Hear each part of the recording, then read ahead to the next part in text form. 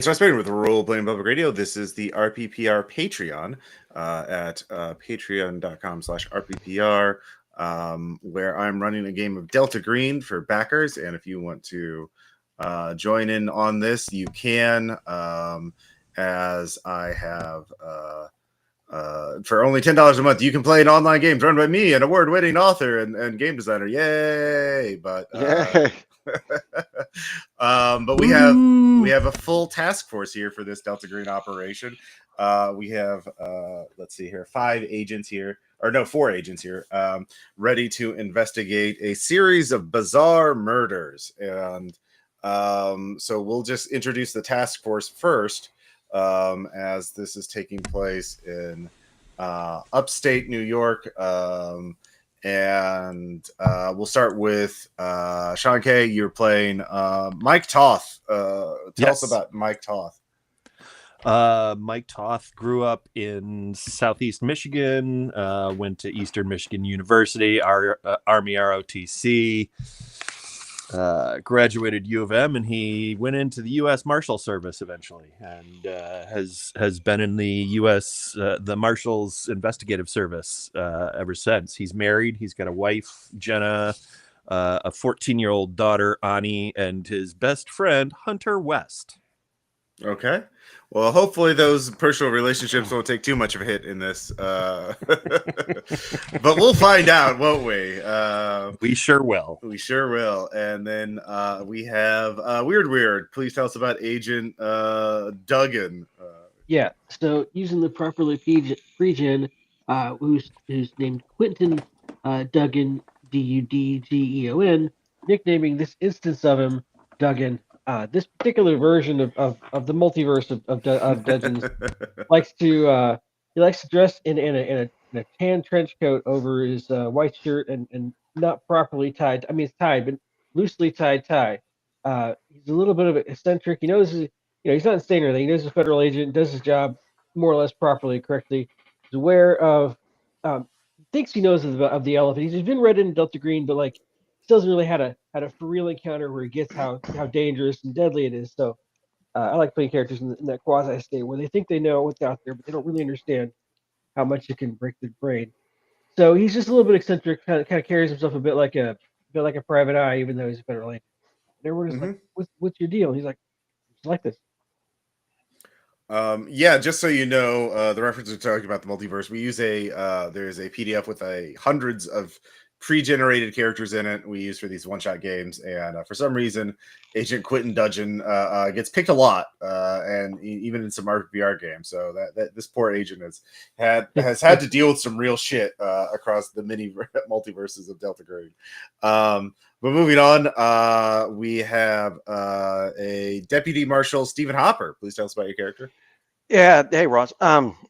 So I played him last time. Hopper, he started as a detective in Portland, and that's where he ran into some ghouls. So he moved, right? He lost his relationship with his dad because he was the only one he told the truth to about what he'd run into. Everybody else was killed. Then he went to a small town, and the program showed up, and just kind of told him what happened, told him what would come, and they sent him out on his first real mission was to the McPherson Memorial Insane Asylum, and he succeeded. He was relatively unscathed. So the program said, well, if you survive, we grind you down. And without him even applying, he just got a invitation or an application. Acceptance, I'm sorry, going through. He started at Glencoe. Now he's a deputy U.S. Marshal, so they can send him all over the states. Use up your good assets first. Yep, it's true. And yeah, the price of success is more work. It's great. So and then finally we have Trushi88. Please tell us about Agent Thorne. He's an NSA operator from specialization in remote installations. Like, he's the guy who bugs your place and installs cameras when there is a need for. And during one of these kind of break-ins, he saw things that he shouldn't have seen, and heard things that he shouldn't have heard. And the place mysteriously burned down next day, and that's what caught the attention of Delta Green. Yep. Yeah. Yeah, once you see go past, once you see certain things, you can't ever leave. Yep. There's only one retirement plan. It's not one you want to check out. All of your agents have been put together on a task force for a series of murders in the upstate New York area. This is basically, which is I'm just counting all of the state except for New York City. So. Anything that's not. Yeah, anything that's not New York City is upstate New York. So all of you, here are the basic facts of this investigation so far. There have been 11 murders in the last month. There have been 4 individuals have been arrested for these murders, but it is believed there's at least one killer still at large, as there have been several disappearances in the region as well. The killers are unconnected to each other as far as you know right now. Each murder is marked by sadism and theatrical presentation, for lack of a better term. You've all been put on this task force, which is an interagency task force, because they believe there is an unnatural vector behind the killing due to the only singular connection between all these killings, reference to Dionysus or Bacchus, the Greek or Roman god of wine and partying, in each of the killer's comments. Now, in terms of the individuals that have been arrested, arrested is maybe not quite, have been apprehended. So 2 of the suspects are dead, actually. So I will put this in the game chat channel, the list of suspect names, but I'll read them out here. There is Benjamin Woodruff. He was the first. These are in no particular order. He is dead, but he was arrested and then died in custody under mysterious suicide. But unusual. There's Jay Keith, Carrie Archer. Both of them are alive and in custody. And then Antonia Caldwell, who was shot as while trying to be arrested.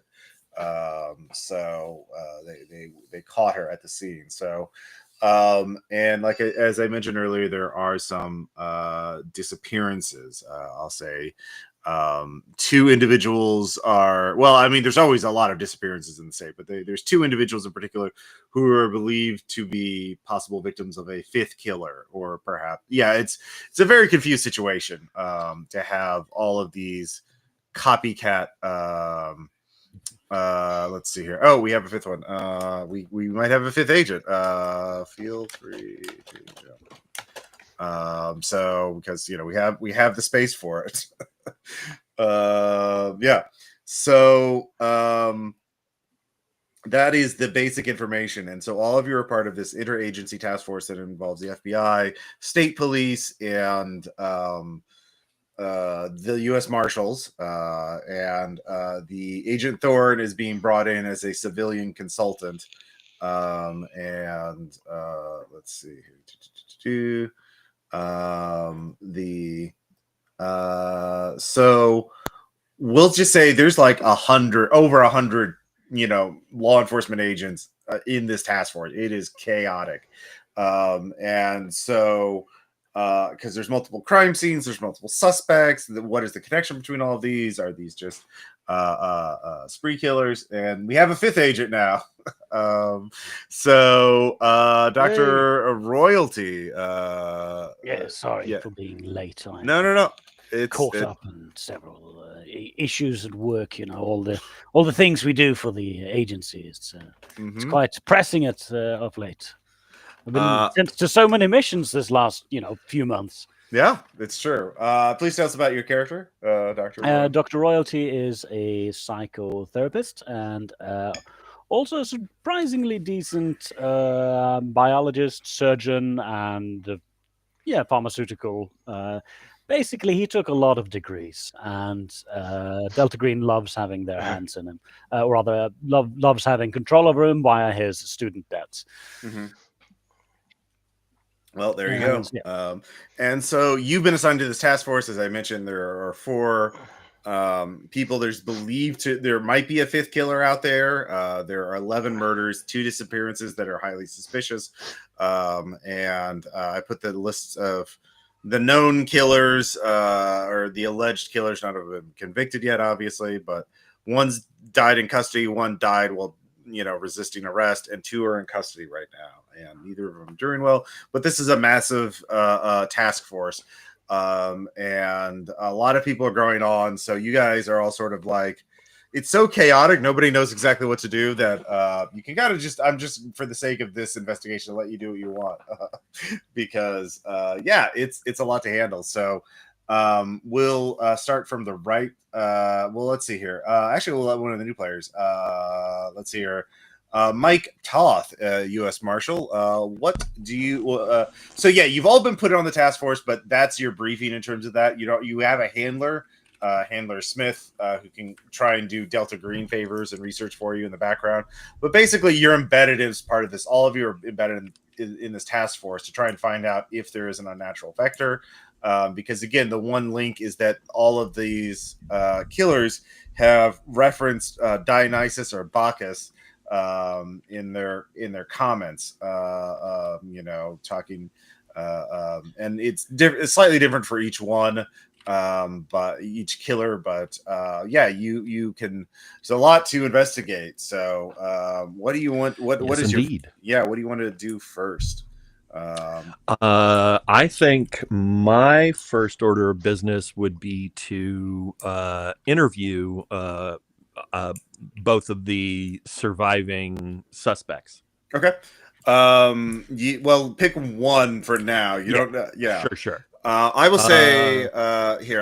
There are 11 killers total. So 2 kills. Let's see. 1 kill. Can I go in with him? Because I have a great human, and I see he's got a great persuade. 3. All right, so let me update that actually. Sure. In terms of the list of like how many kills there are. Let's see here. 2, 4, 8. Yeah. Okay. Let me just edit this. So in terms of how many their body counts are, at least allegedly, the Benjamin Woodruff had 2 kills, or suspected of 2 killings. Jay Keith of 2 kills. Carrie Archer 4 kills, and Antonia Caldwell 3 kills. So do you want to? Yeah, you could certainly interview one of them. But what do we have on Carrie Archer's kills? All right, so Carrie Archer was she basically killed. Well, the reason why she lives out in outside in the wilderness, or outside of a town in the wilderness, basically in county, in a forested area with a large farmhouse with a basement. And so they found she was picking up hitchhikers, inviting them back to her place, drugged their food, and then would take them down to the basement and torture them until they died. In very elaborate procedures, but she was noted for carving on their faces, and so you could look at her crime scene to try and get it, or like the file to get a little more, but that's her. Let's see here. So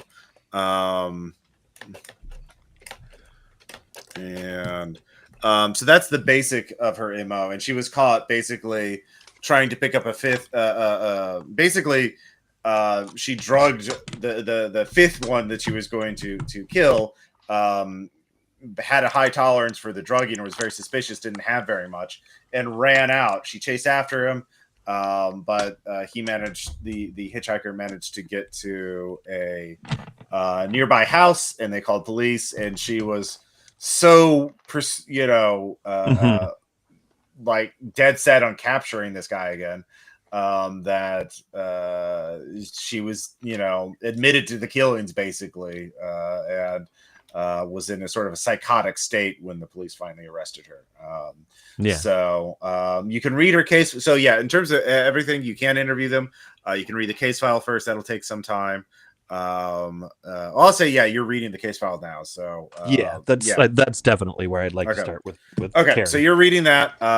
We'll go. Let's see here. Our other deputy marshal, Stephen Hopper. What do you want to look at? Oh, so I think what I want to do is follow his Toth's lead and go with him to the interview. He's got a high persuade, and I've got a very high human. So my guy mainly stays quiet. I guess my one question is there any commonality between, besides the Dionysus, do they all torture their victims? Do they all carve in their faces? No. Are they all that was her MO. The others had different methods, and let's see here. Benjamin Woodruff used a crossbow and killed people from a distance. But his arrows had crudely the word Dionysus carved on them. So he was the crossbow sniper. He would go out and just literally snipe at people with a crossbow, and he killed 2 and shot at several other people. But he would often shoot at night and in isolated areas. He got caught with the crossbow because he shot at someone, wounded them, and then the police were already on alert because there have been some crossbow murders, and they set up checks and a cordon, and they caught him with the crossbow, and he then died in custody. He committed suicide in a very violent way. He basically disassembled his bed to get a piece of rusty metal, and disemboweled himself, and started using the blood to try and paint something, but it's smeared or it's not really clear to anybody. So that's him. But let's see here, Agent. But you're preparing for the interview with Carrie Archer, Yaka. Yes, I'm going to follow. Right, so you two are preparing for that. Agent Duggan, what are you looking at? Is there anything I can computer science on this? Maybe try algorithm, try to find a pattern from what we know so far. Well, you don't really have enough information yet to really black box. You could ask Chat GPT, but that's not really going to be super helpful. You need to get more evidence first, unless there's a specific computer you wanted to breach, but there's not really. You could try and hack, actually, because even though you're a member of the task force, you don't have access to everyone's files. You could spy on the task force if you wanted to. Okay, I like that idea. I mean, all right. Yeah, I like that, at least as a thing. Okay, give me a computer science check. Yeah, 61 under 70. Yes. Okay. All right, you're infiltrating the task force network. There's a lot of stuff to look at, but you're reading through it. I'll give you something in a little bit, but let's hear Agent Thorne. What are you wanting to? What is your first priority? I think I would like to try to locate on map the place, make some kind of pattern, the places where the people disappeared, and then when they were found dead. Okay. Well, so far all the 11 murders, there are 11 bodies. There are 2 people that have disappeared, and people believe that a 5th killer has kidnapped them, but that's total speculation. So there are 2 suspicious disappearances. Both people were in, Albany, and they were, let's see here. They're both people with lives. They had no enemies. They had no reason to run or make a break for it, but they just kind of disappeared. You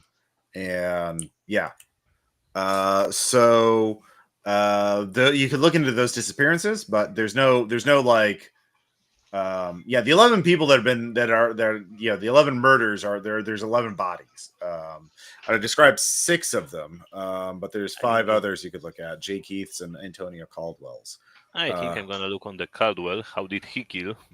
Antonia. Antonia. She was a spree killer. She killed them all in a single night.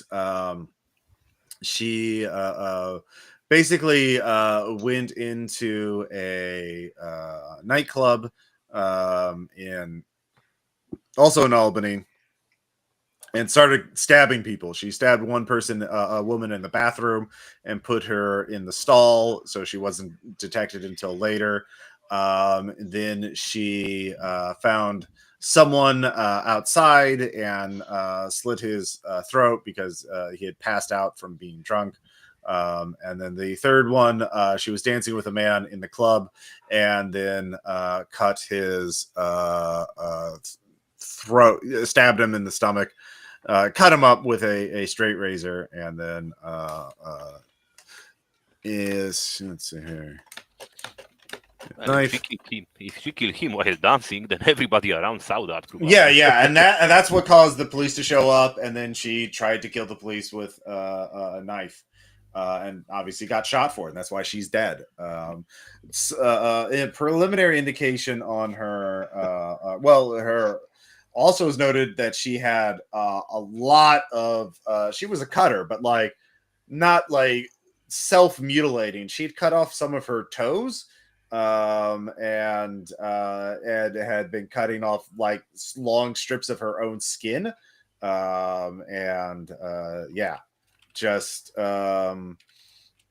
She again, baffling. Again, this also in the agency task forces early in the day. So by the way, just because they haven't found a link between all the killers so far doesn't mean there isn't one. It just means that, the NPC investigators have not found a link. So just to reiterate. So she but of course at her home she had some writing notepad where she was talked about being haunted by Dionysus. She dreamed of the god or had nightmares about the god. So so you're looking into that. Meanwhile, Mike and Stephen, the marshals, you have arranged to interview Carrie Archer. She is handcuffed to a table. Did you ask Dr. Royalty what he's doing? Oh yeah, sorry, Dr. Royalty. Yeah. I can look into Jack Heath's kills. Okay. Jack Heath was also a torturer. He lived in an apartment in Buffalo, but found basically a shed or a small cabin outside of the city, and he kidnapped. He picked up a woman at a bar, drugged her, took her to the cabin, and tortured her for days, it looks like, until she finally died. Then found a homeless man, gave him food, drugged him, took him to the cabin, and was torturing him as well. Then he was caught disposing of the body. Someone reported somebody dumping a suspicious carpet in the river nearby, and again, the police were on high alert already because this was happening while other spree killings and murders were happening. So they found him. They found bloodstains in his car or in his pickup truck, and they arrested him. And soon found the cabin, and he confessed in a very passionate speech. What was this link to Dionysus? Was that the speech? Yeah, the speech. He called out to the gods, and it's there's a video of it, obviously, because it was in an interrogation room, and it's like an amateur. Yeah, you can give me let's see here. What do you? Yeah, I know you'd have human, but is there a No, I don't have humans. That's one of the special things I don't have as okay. a psychotherapist. I'm not Interesting. that. I'm not Well, good at give me a reading people. psychotherapy check. Good Then. at consoling them. Yeah. Yeah. All right. R1D100. 31. 31. All right, that makes it. All right, cool. Yeah, it's like an actor. What notes you? It's like an actor giving a speech in front of an audience. But what you realize is it's almost like he's not giving it. His eyes are not looking at the detectives in the room. He's looking like in sort of the middle distance, but like his eyes are tracking someone who's not there. Is like there's a persistent delusion that he's giving this to an audience that is there's just the detectives in the room and he's not involved, but it's like this like hammy, badly written like I have done what the gods and Dionysus have asked of me. May my sacrifices to their honor be received well. Very like someone who has no acting background trying to do a theatrical soliloquy. So and that can't be good. Yeah. So but there's this real sense of fear and like desperation in his eyes. It's like it almost seems like he's being doing this at gunpoint, like someone like he is being threatened into doing this for someone who's not there is what it appears to you. So yeah. I think I need to go speak with him after somebody else is done. So let's see here. Now we can go back to the marshals, Mike and Stephen. You're outside the interrogation room. You can talk about your approach, but you can just walk in and go say hi to Carrie Archer, who is in her early 30s, blonde, very thin, but like kind of obviously very haunted looking, just 1,000-yard stare, and kind of fidgety, and yeah. Ross, does she have any priors? Do any of these people Benjamin have priors? Woodruff. Maybe Benjamin Woodruff had a DUI. Antonio Caldwell had some drug possession charges, and no serious crimes. No. No violence, no history of violence. Okay. So she has no jacket at all. Okay. Hey, Mike, I was just going to pretty much listen and let you do most of the talking, and then I'll make that was what I was thinking too. Okay. Human rolls. Yep. Let's head in. Okay.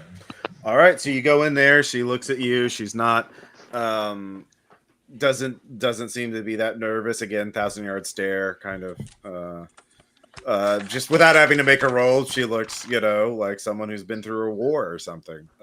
It's Yeah, for sure. Good morning, Mrs. Archer, or Miss Archer. My name is Mike Toth. I'm with the U.S. Marshal Service. This is my partner for the day, Agent Deputy Marshal Hopper. We wanted to ask you some questions, but let me start with, how are you doing today?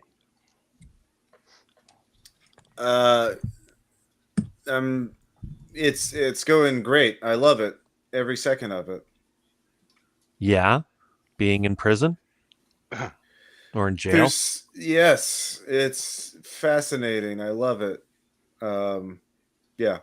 She says it exactly like that too. Like she is. Yeah. So I was wondering if you could tell me how long you've been taking people into your basement.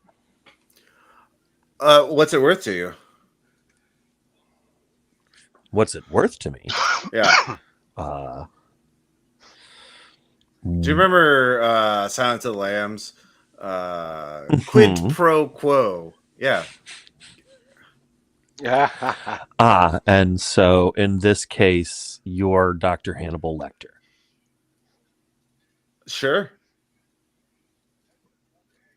Can I get it, Ross? Can I know it's not magical or anything, but can I get a human sense about what kind of things that what she might be talking about? What kind of offer she'd like? No, you can get a hint. Sure, give me a human check. 56. With that, yeah, you get the idea. She's definitely angling for something. But yeah, there's that references to movies again, and yeah, it's a very theatrical kind of movie too. Yeah, it's there's so I'm definitely, the approach that I'm taking in the interview with her is to be very to not be standoffish, to be a little bit more casual and conversational, and try and get her talking like this. Okay. So I'm gonna whisper or like kind of tell Mike that maybe approach. I know she's saying that she loves prison, but maybe an approach with her would be that that she wouldn't have to go to prison. Should be at a nice sanitarium. I don't know if that's a good approach or not, but that's kind of where I see this. Let's see how this goes. What is it exactly that you think we can offer you? Oh, prison does get something. I see all these other inmates, and I realize they don't have anything to. They get bored, and I want to do something for them. Do you have can you give me some like little balls? Like I can juggle. You can juggle. Yeah, if you give me little juggling balls, I'll start talking.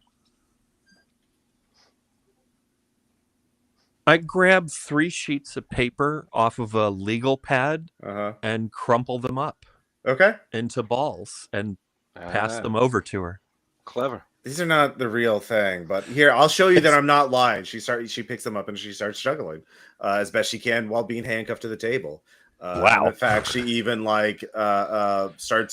puts one down and starts one hand juggling with 2 of them.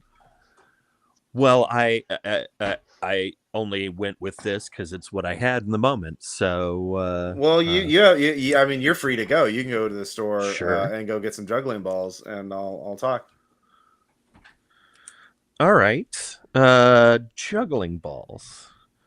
What is it that you can tell us for the juggling balls? Just out of curiosity. Why? What was your question? What information is it that you're offering us for juggling balls? You want to know about me torturing people in the basement? Oh, okay. I think I can do that. See if I can get somebody to run out and get some juggling balls. Okay. All right. Yeah. You. Yeah. All right. So that you're waiting for the gopher to go get you those. Meanwhile, let's see here. Agent Duggan. What have I come sight about our competition? I'm sorry. Say that again. What have I managed to comp sci about our? So they're looking into links between the killers and things like that. And I think did we just lose someone? Yeah. Deputy Marshal Stephen Hopper again. All right. All right. Yeah. Sorry about that. I didn't know I would pop out. Yeah. No worries. So there's some speculation that that a cult's behind this, but that's total speculation. They can't find any evidence of a cult doing this. The only thing that they can they have found a very all of these they do mention that all of these killings started 2 months. The Earth. They do have a chronology of the dates, and the longest one. And let's see here. Carrie was the first killer, actually, and as far as they can tell, unless there's a mystery killer, and but all the killings started 2 months ago after the flooding. There was flooding in upstate New York, causing a lot of damage, and they talk about so the task force is wondering, there's no, the flooding, all they so yeah, they're lost. They don't know a whole lot more than you do, but they're trying to figure a pattern out, and there's none here. And this Dionysus and Bacchus stuff is really throwing them off too. So yeah. Has anyone else noted that they seem like they're acting like bad actors or something? Like as in acting out scenes for someone else that's not there or something? I could have given you my preliminary assessments of Jake Heath and what I found of him. That could be something I've sent or texted to you. Yeah, I mean, you know what the other Delta Green agents are doing. Assuming you're all keeping each other in the loop on that. But like the NPC investigators, the rest of the task force have sort of like, aside from the Bacchus Dionysus thing, that the cult's making them do it. But a cult that doesn't exist as far as we can tell. There's no evidence that there's any cult with a Greek theme, Greek god theme operating in this area at all. So they're thinking maybe it's a European drug cartel moving in and threatening people, but it's total speculation. They don't have any evidence. They can't find. There's of course they don't know that I don't know, weird unnatural things could cause people to do weird things. So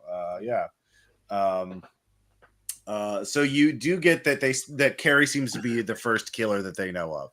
At this point, it could technically still be mundane, just really stupid. Well, I'd expect more evidence. I'd expect a chat forum or something where people were taking weird bets. Well, the thing is, the Dionysus Bacchus connection has not been widely publicized. It's only been publicized very recently at all. Like, someone mentioned that one of the killers referenced Bacchus, and in fact, that was the Antonia, because she screamed it out in the nightclub and there were witnesses. Actually, I guess that's a question. Do these people profess not to know each other? These different killers? Does anyone ask them if they know each other? Yes, in preliminary interviews, they have no killers knew the others, but that seems to have been glossed over. So seems suspicious. I mean, possibly not true or whatever. Or if it is true, then how the hell then how are they doing it? That's a thread to pull on, at least. Yeah. So meanwhile, Agent Thorne. I would like to, but I don't know how to do it. Like, check the two probably the people that are alive. They are records of what they were doing before. Like, they have a timeline, and that's true. They do have a timeline, and you can see if what they were doing before and after the killings. So you could focus on their movements and try and figure something. And if they connected anywhere before they started the killings, like if this is a natural pattern, they had to find some way to. What do you want to roll for that? I would like to roll criminology, I think, to notice the pattern. Oh yeah. Roll criminology. Yeah.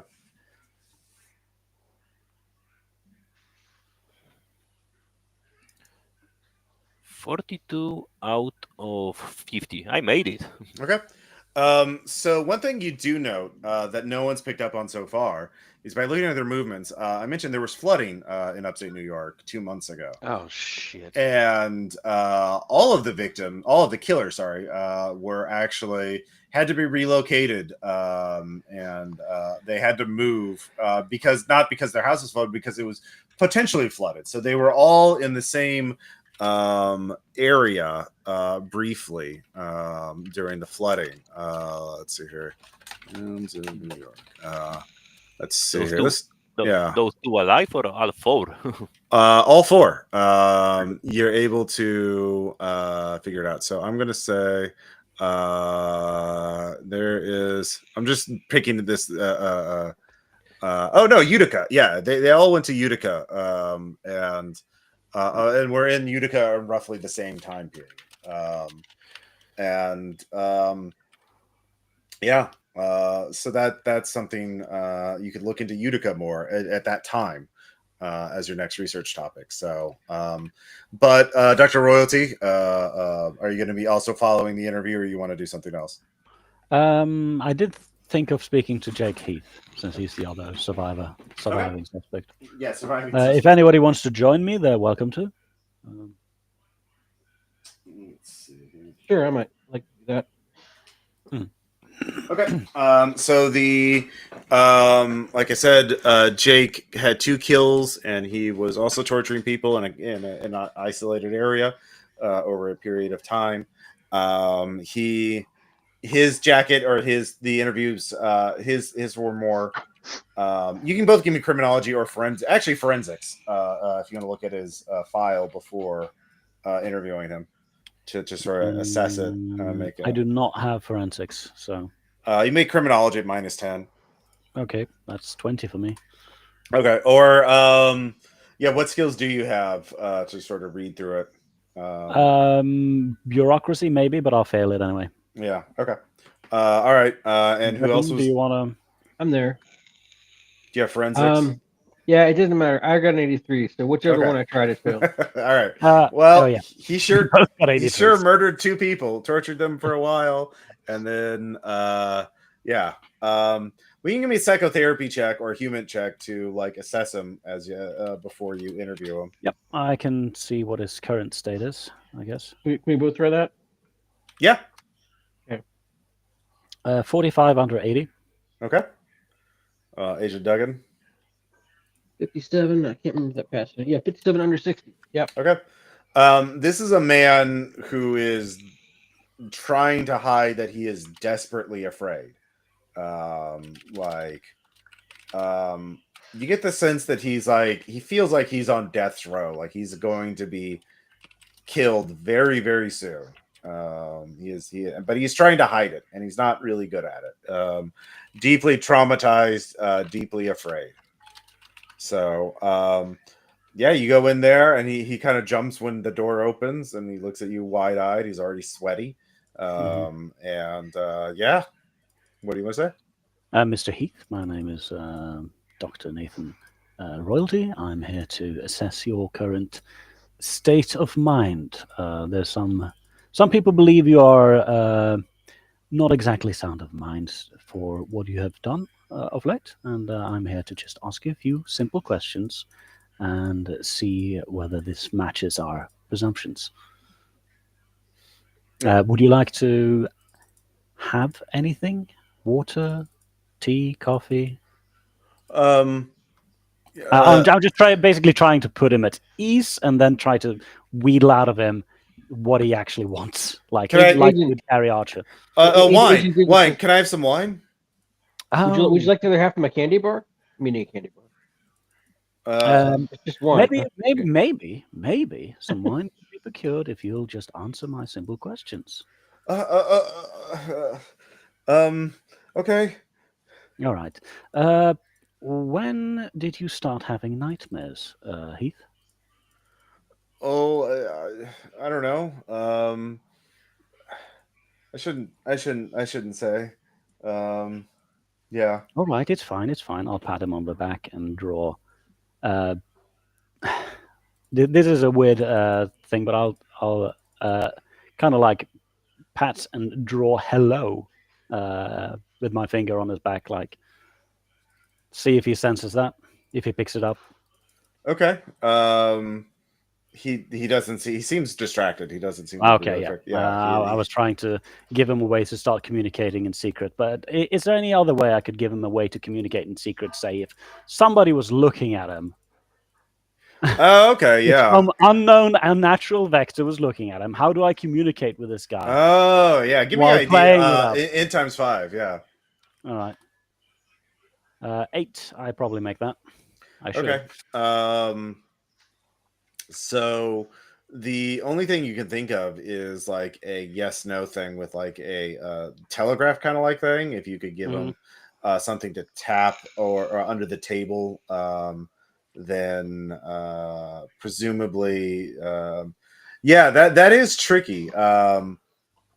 You could, if you could leave a device with him, and then he could text you later without, so you'd have to slip him something like a cell phone, and then talk him through that because you don't know exactly how this unnatural observation works. Yep. I have zero idea. Yeah. It's just that my assessment of him is that he's being coerced into doing these things, and he believes he has no choice, and that nobody will believe he's on his side. And even if he does convince somebody, he's triggering whatever that thing is if he admits it exists or shows it. So I mean, giving him a device, something we shouldn't be doing. Yeah, is or giving him table. wine. Yeah, but yeah. I will have discussed this with the team first of hand. I mean, also, if you're super unethical, you could give him something and spike it to make him more open, lower his inhibitions. But that would be super unethical and super bad if you got caught doing it. Would. Yeah. All right. So you're proceeding in that interview, but meanwhile, just basically asking questions. Yeah. So I'll get back more results of that. You can try and make a skill check to get something out of him, but he's obviously not very communicative. Carrie Archer, on the other hand, you get the juggling balls. So Mike and Steven, and I assume you're giving them to her. Yeah. Okay. I'll give her a set of juggling balls. Okay, so see she what starts. She does. Both of you can give me. Make sure her chains are loose enough. Okay, yeah, you loosen her chains. Yes. Steven, you can give me a human check while Mike is doing this. Woo, 79 under 84. Okay. Actually, kind of want to fail at least once so we can go up. But still. Don't worry, there'll be plenty of opportunities for that. So,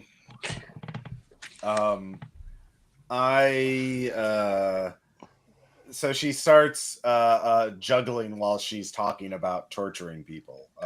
And what you success on your human check, Steven, means is she is playing to an audience that is standing behind you, but is and you realize with your high success, that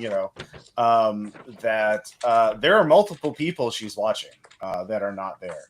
Or you can't see. She can see them, but you can't. They're human height. They're about like where their eye level. She's looking at them in the eyes, and they're just at the angle she's looking at. You would guess that she's not looking up at the ceiling or down at the ground. She's looking about where an adult would be, but not where it is. And you can kind of test it by walking to where they are, where she's looking. You kind of walk to get into her line of sight. And then she changes her eyes, like the person she's following is moving, or persons. But she's putting on a show, and she is juggling while talking about drugging people, hitchhikers, taking them to her basement and torturing them slowly. And this is very cold-blooded and calculated, and but she is juggling while doing it, and even telling little jokes. And does she look terrified? No, not. I mean, afraid, but like she's controlling her fear. Like this is an incredibly stressful performance for her, and she is not. But she is good at doing this. I want to ask. But if she's go ahead. If she's afraid of anybody, it's not us. So, Ross, if we could say like anything that I observe with a human, if I can pass it in a note or something so that Mike knows what I know, and also you can both step out and like talk to each other. Yeah. Like that, Mike you reading a note in front of her is going to be more. Yeah. So Mike, we need to find out the why. Oh yeah, that's exactly what I was getting to next. Okay, sorry about that. No, not a problem. And I'm starting to have some concerns about this performance aspect of things. So Performance play. Well, she's trying to keep something at bay. She's trying to appease something, and that something ain't us. Mm-hmm. So after she talks about these, yeah, in fact, the way she's talking about this is very cold blooded. And you can give me a criminology check or forensics, whichever's higher. Okay. I think both of mine are the same. Yeah, same. But Yeah, you can both roll. 50. Yeah. Oh, a critical success, either one. 55. Yeah, I got a 60 in criminology and a 60 in forensics. Great. Oh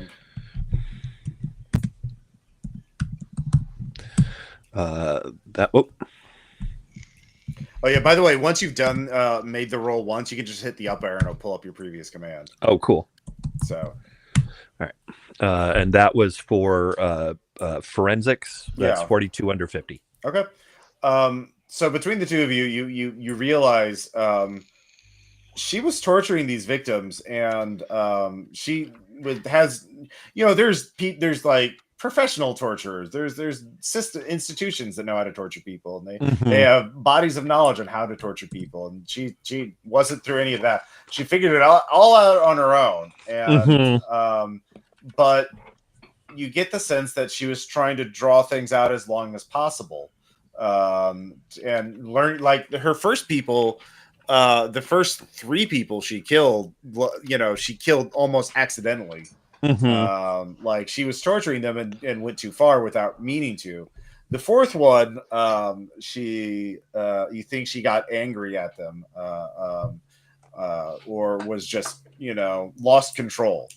But she was getting better at how to inflict pain in a way without killing them. She wanted these people She was to last. practicing. Yeah.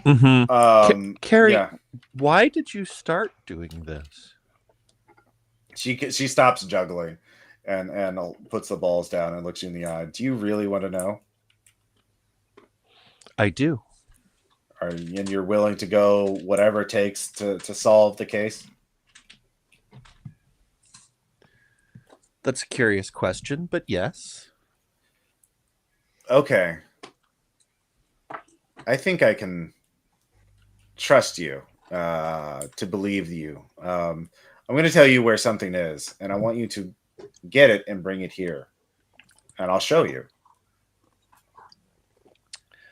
Well, let me know where that is, and I'll see what this thing is. But you have to promise me that you'll bring it back, and I don't have to touch it. You can just hold it in front of me, and once you see it, you just have to.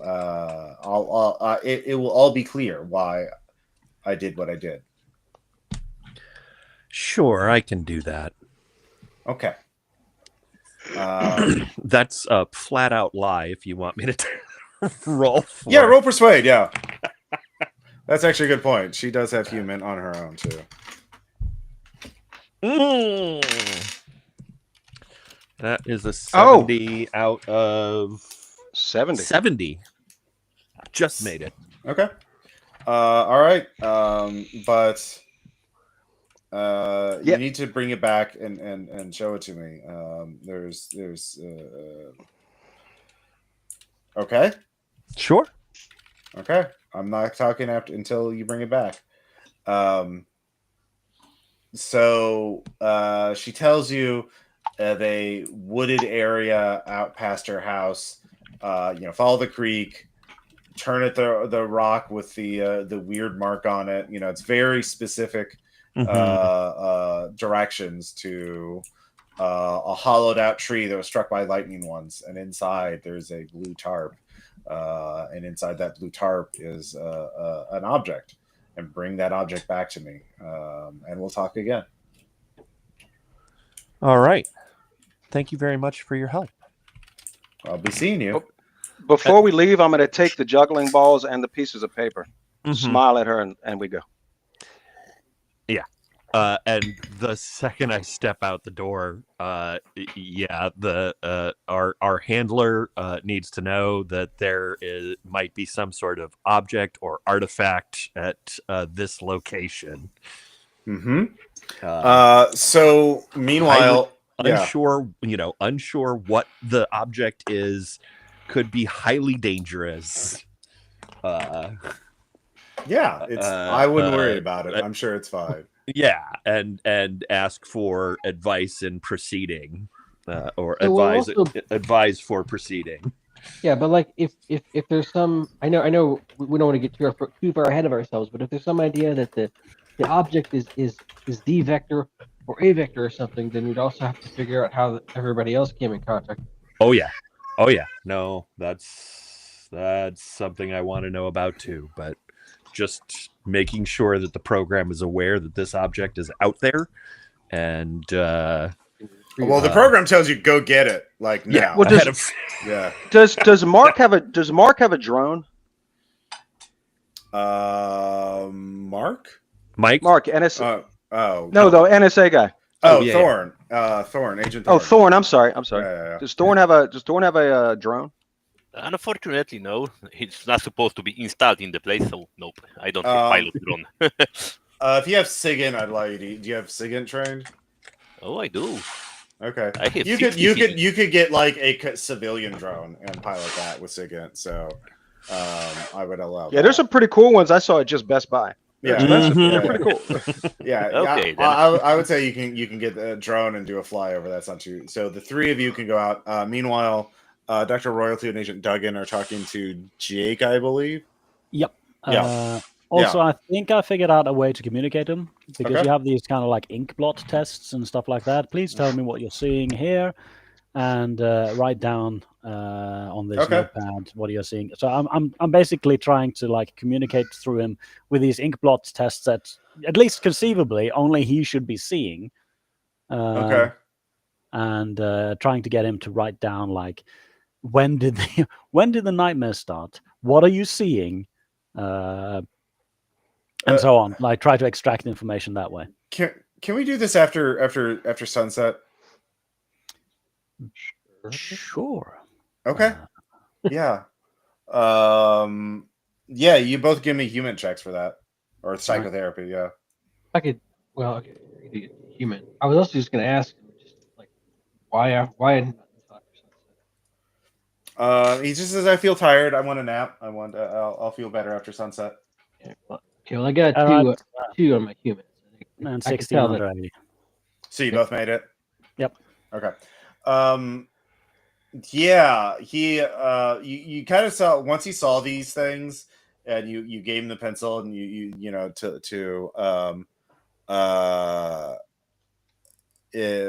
once he saw this pistol, or once he saw this test, you realize he got an idea. And he which gave him a spark of hope, and he wants to wait until after dark to do it. All right, let's see if that spark of hope is something that's good for us or bad for us. So I'll inform of the progress we've made on Jake Heath, but he does appear to be trapped in some kind of like mental hell state where he thinks whatever it is that's looking at him is gonna be punishing him, and pretty soon, I think. So you could all think about that. Meanwhile, the other three agents are heading out to go retrieve an object from the woods. What could go wrong? So I'm gonna be right back, get a little more water. So if y'all need to, I'm gonna take a quick bio break too. All right. So. It's always curious with these sort of outside influences, isn't it? Yeah. Agent Duggan. Yeah. Indeed. Yeah, I don't know if they're if they're it's hard to tell right now if there's an actual for real outside influence or if they're all just making it up. Yep. It's very difficult to tell. Of course, in this case, we have some additional program intel on it. If they're telling us to react on Dionysus, that's probably because there's something to react to. Hey, I tell you Yeah. what, we would have shared that, and I don't know if this needs for Ross to be back, but we would have shared that information that that the chick we were interviewing, or the lady we were interviewing, was looking at people that were not there or that we could not perceive. Because Yeah, and then, Right. I'd I don't know already if you saw given that you too. that info because I'd assessed Jake Heath from interview recordings and seen like he's looking at somebody else. That's why I went into the interview room with him, trying to give him a way to communicate with us without, spoiling the show for whatever audience is watching. Okay, and cool. Giving up, the fact that he's doing that. So Yeah, there's more than one way. are we sending them messages what to do if we don't get back from the recovery job? I mean, we'll figure it out, I'm sure. I'm Just an throw in optimist. a couple of special operators and start shooting things. Just be sure to send. I mean, honestly, I could almost go with you guys, but you guys probably already left or not. But just make sure you send out updates to our secure text chat thing that I'm going to pretend to assume we have.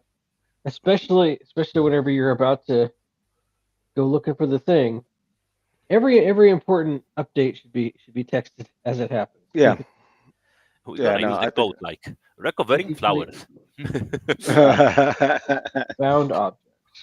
Who's to say we're not the ones who's going to be needing help, Duggan? Right. That's true. we'd be much more effective killers if it came to that. I mean, there is You know, always if possibility that if we got turned by whatever artifact this is. All right, I am back. Is everyone else back yet? I think somebody was. Yeah. We're here. Mike, you got 10? Yeah. Mike Toth, the U.S. Marshal, are you there? Okay. I think he was the one who stepped away.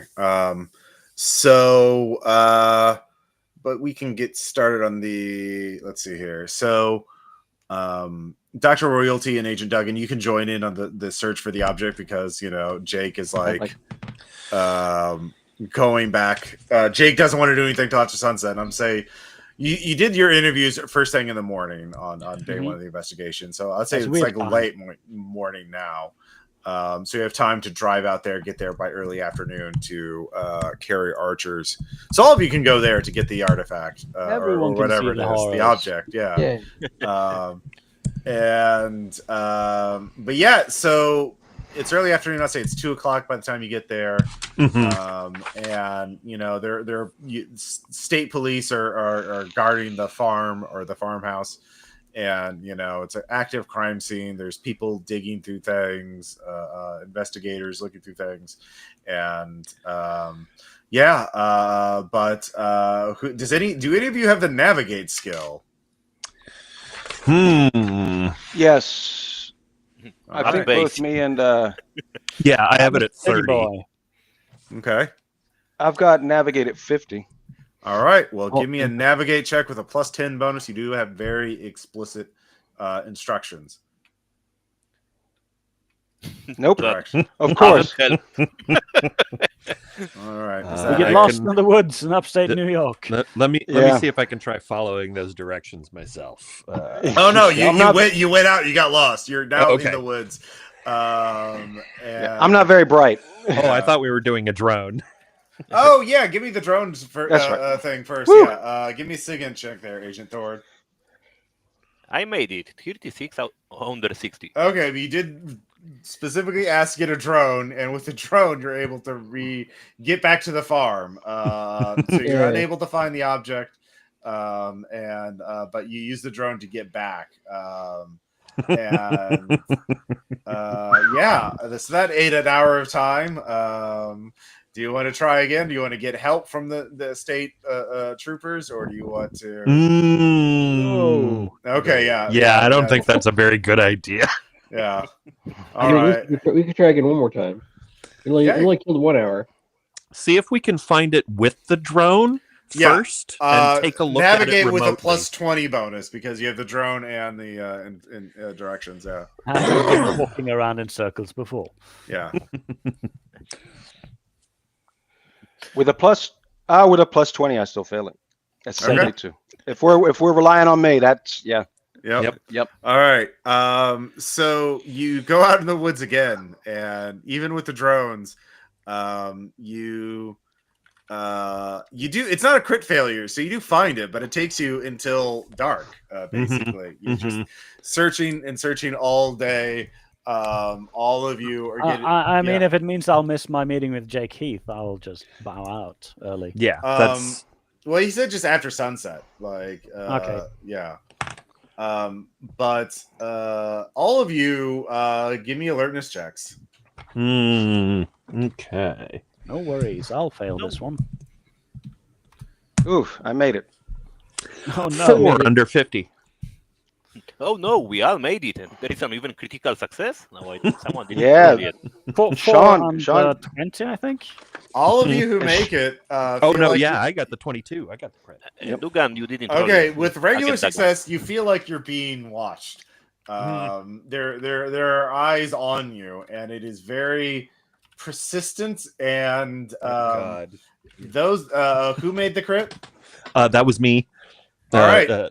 Toth. Yeah. You see a figure in a suit wearing a elaborate stone mask watching you in the distance. You think? No. Give me a sand check. No. No. So bad. Hang on. This is why I insisted we all go, huh? Yeah. That's a 39 under 70. Okay, it disappears. It's just a trick of the light. Just this lengthening shadows as the sun goes lower and lower in the sky. So bad. So it is sunset by the time you get to the tree stump with the blue tarp in it. And so all of you get there about the same time because you were together. You were all in sight of each other at all times. You're not that dumb, And you could see a bit of the blue tarp sticking out of the tree stump that was struck by lightning. What are you going to do? Who's going to reach in? I will.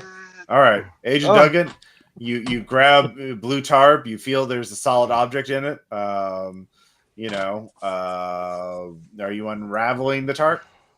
Yes, I want to hear it, whatever it is, but I want to try not to touch it with my bare hands.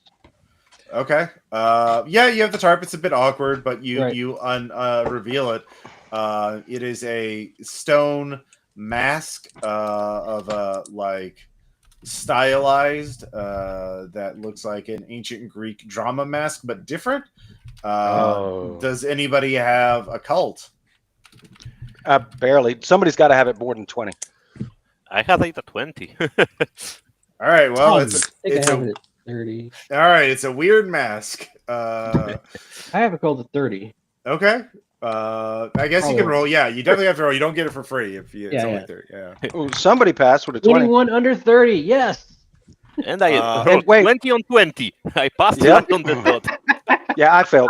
Okay. Those of you who make it realize it is a stylized depiction of Dionysus. Huh. And there are ancient Greek. There's a incantation carved on the edges of the mask. In ancient Don't Greek. read it. Yeah, no, I'm gonna retarp it. That's enough information for now. Okay. All right. It is. Doesn't Mike recognize it as the guy he saw before? I can No, mention Mike. out loud all Well, the- did you tell anyone else about the thing you think you saw? Well, does the figure I saw look like it was wearing that mask? No, similar mask, but not the exact same one. Like same style, but like a different character. Guys, there might be somebody else out here in the woods. I happened to notice somebody wearing a similar but slightly different mask as we were approaching. There is also the airy feeling of being watched. Yes, there is. That's why I put the mask back in the tarp. Scout. Anyway, this probably isn't good. Let's secure the mask. Yeah. Yeah, let's Okay. do that. You wrap it back up the tarp. You have rucksacks or backpacks, or you can hide it in one of those. None of the other investigators are gonna search your bags. They do. When you get back, there is Question do do we bring it back to civilization, or do we take it somewhere else secure? Well, we could call our handler and figure out. Mm-hmm. It would be great if there's a green box on them. But I thought I thought Carrie wanted us to take it back to her. That's what she Yeah, I'm wanted. not sure that's a very good idea. Yeah. I told her we would, but that was what do you call it? Yeah. Lie. A lie. Yeah.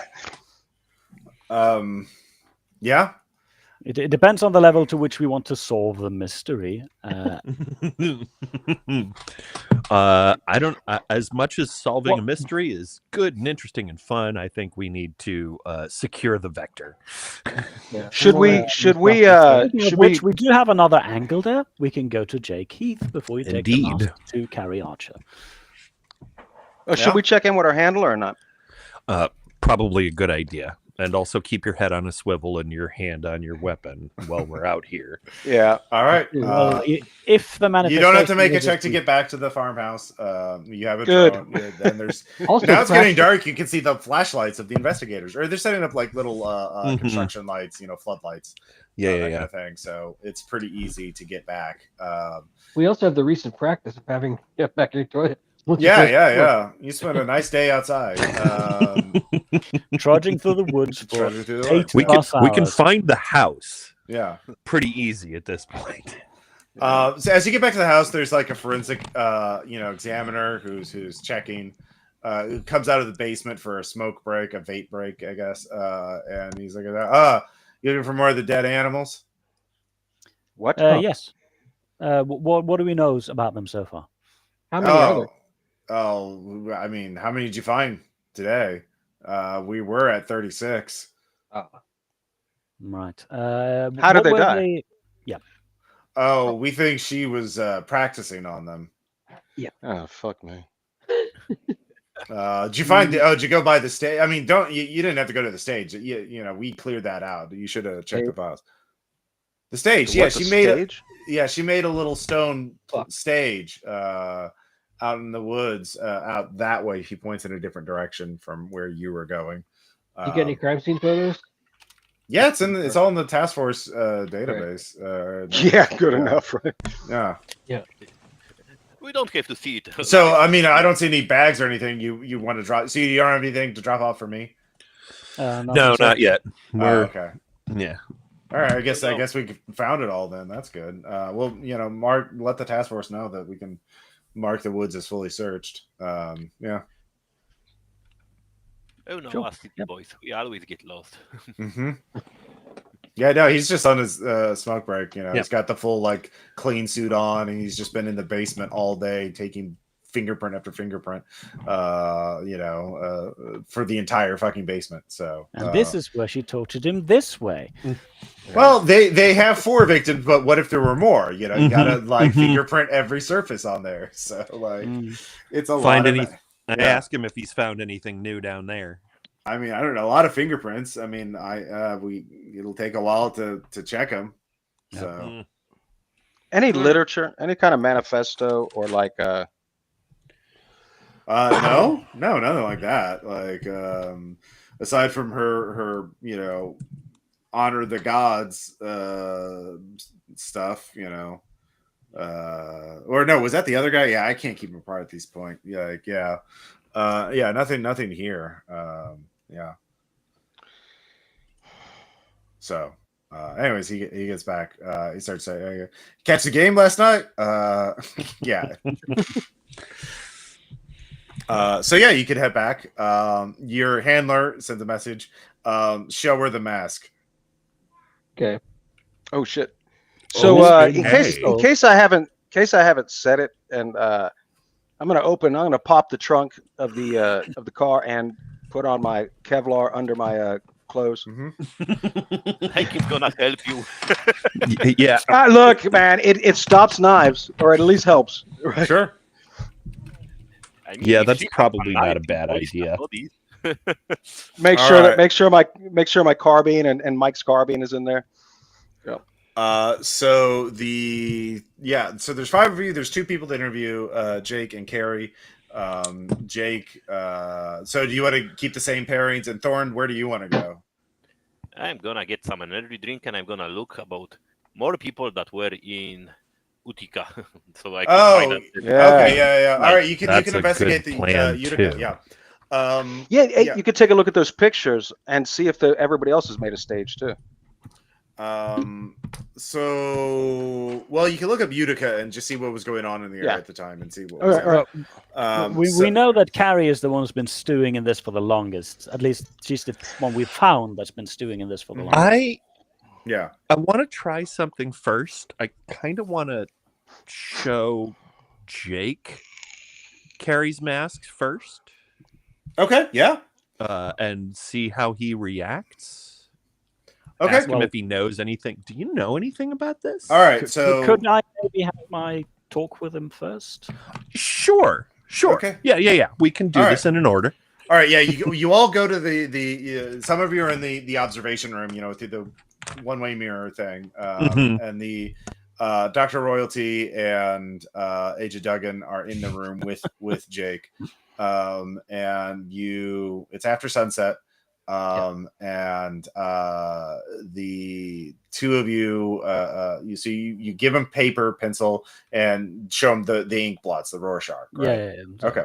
All right. Let's do this properly this time, and I'll blather on about things that aren't the questions he's being asked and the answers that he's giving. Okay. Thank you very much, Manny. Manny just got me coffee. All right. Both of you get you can give me a let's see here. Actually, yeah. So Jake, he looks at this, he kind of gets his paper out and he sort of looks at the Rorschach. He's sort of organizing things a little bit to make it very neat. And he's sort of like, and then he gets a piece of paper right in front of him and he looks at it like, these ink blots are good, doctor, but I think I need a different one. And then he shoves his head towards the pencil with the pointy side up. You can give me a Dex times 5 action to try to intercede before he stabs himself in the face with the pencil. I will do that then. I think I was in that room. Oh yeah, both of you give me a sand check for violence, because holy shit. Yeah. How about us who is observing? Yeah, I was going to say those of us in the viewing room too. Yeah. You're right. Yeah, why should I let them have all the fun? Yeah. And I'm actually checking the file somewhere. Yeah, you're just off in a research room. You're like, I hope those other guys are having fun. Yeah. If you fail, it's just 1 for violence. Because if you're in the observation room, it's 2 if you're in the room. Nope. If you succeed on the sand check, you're nothing. So you're like, okay. Now, Dr. Royalty and Agent Duggan, did either of you make a Dex times 5 check? I made a 9 I'd like on to try. 5. You Damn. You see him reaching for it. You got it already. Okay. Yeah. You can give me an unarmed check to try and grab the pencil and keep him from hurting himself, Dr. Royalty. I'm not great at unarmed, but I can try it. 0-3 under 40. Well, there you go. All right, you grab him before he can stab himself in the eye. You realize he was going to stab his eye out with the pencil. Yep. And he's thrashing about. Agent Duggan, you're there a second later, and the two of you can overpower him. He is in handcuffs. And he's just like, no, you have to let me do this. This is for Dionysus. Please, this has to count. This has to count. And he's just thrashing about. Then he is going to try and... for what, Jake? Count for what? He bites you for 1 point of damage. I have dodge. No, you're holding on to him. You're All right. Yeah. Okay. I have to do both. Ow. That hurts. It really has does, to count. actually. Oh, please, yes. And he's just, If you want to calm him down and keep the session going after that, that's a persuade check. Or not psychotherapy? Psychotherapy would be figuring out what's going on with him. But he is not wanting to be treated. So he's so maybe if I figure out what's going on with him, it's easier to persuade him. I can try to persuade him by 50%. All right, yeah, go. He as well, so it's just a matter of approach. Yeah. All right. Come on, we can continue. Calm down, buddy. Calm down. No, we can't. Oh, wait, actually, Duggan makes under 50. Okay. Yeah, Doug. He's definitely in a daze. He's very on the verge of panicking. Protocol says you should definitely end this session. This is like, yeah, he has attacked you. You're already breaking the rules by keeping him in the room. Like you have to like end it now. Like this is, but like you're Delta Green. You don't give a shit. You can just not report this. You just turn the videotapes off and delete the recordings. Oh, that's the camera's already off. Okay, yeah. Well, it's on, but it's not. Somehow the memory card got corrupted. Yeah. You gotta calm down, man. You just need a Snickers bar. We're fine. You should have just let me do it. You should have just let me do it. Please. They would have loved it. They who? He your stops they? talking. He just like stares in the middle distance, eyes wide. And then he clearly kind of have a glances they. up and he's looking at someone who's not here. So yeah. Well, we have one more thing for you. Mike. Do they look like they're wearing a mask? That's a question. Yeah. Okay. Yeah. I think it's of course this is also very against protocol, but let's show him the mask and see. Okay. How he reacts. Yeah, you show him the mask. You don't have to make a human check or a psychotherapy check to realize, oh, he knows that mask. And he is very scared of it. And his eyes get wide as saucers. And he's Can you tell me what this is?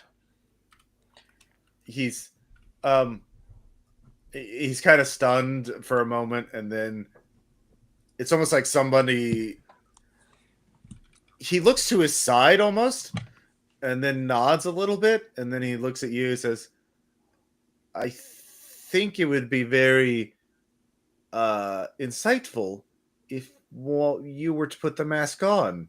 Come on, don't be an asshole like that. I think if you then he's like, he looks at the side again, and then his expression kind of crumples. He's, no, but I bet him that's not enough. No, he's just. Who are you talking to? Please, if you don't put the mask on, I'll die tonight. Please put the mask on. Please. Well, the thing is if we put this mask on, whatever's happened to you will probably happen to us. You can figure that out. We're a little concerned about that. Then put someone get a suspect.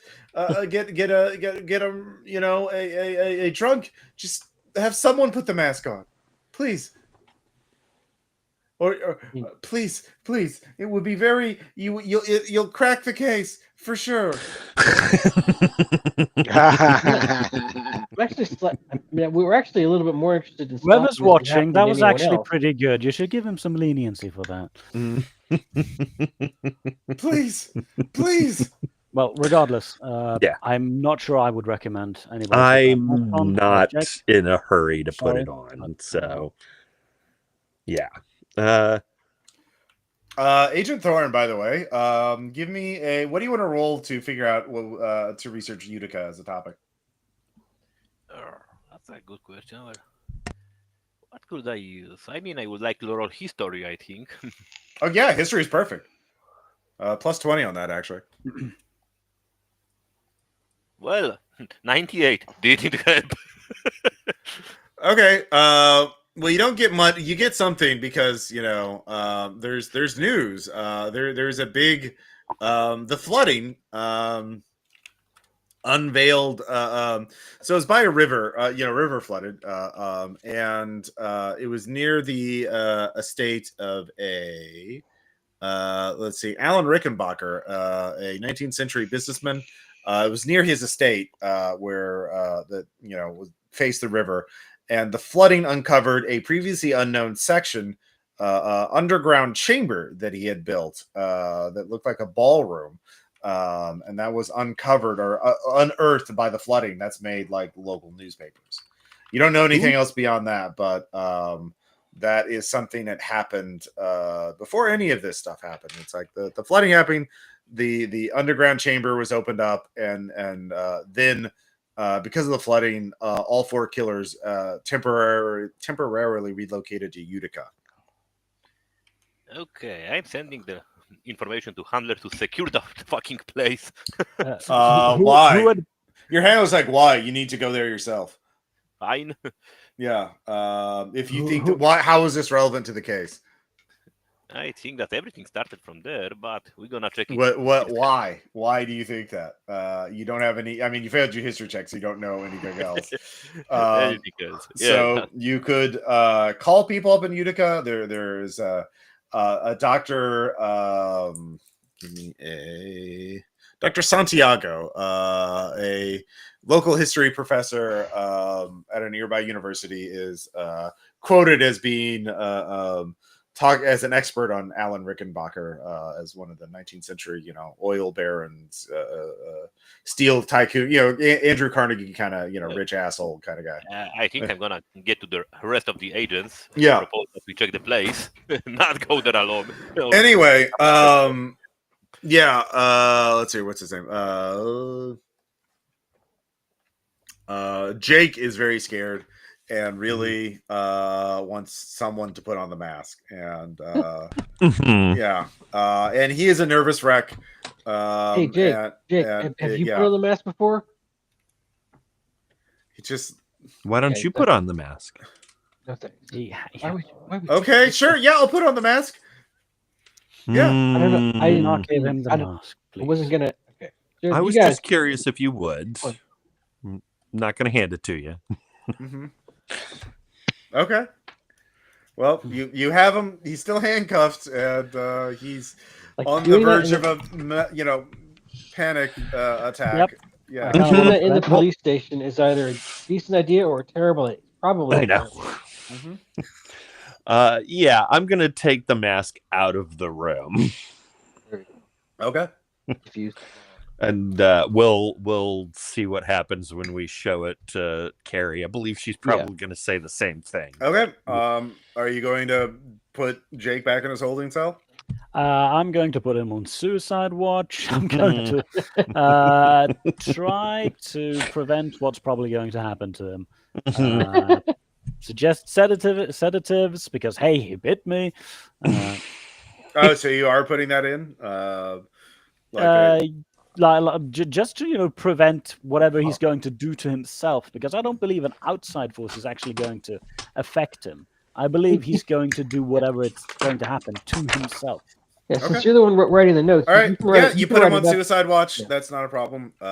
You can write the notes to where it sounds like he tried to bite you, but the incident leading up to it was different. If at all possible, I will also try to talk him through, should the worst come to pass, what do you do at the end of your life type conversation?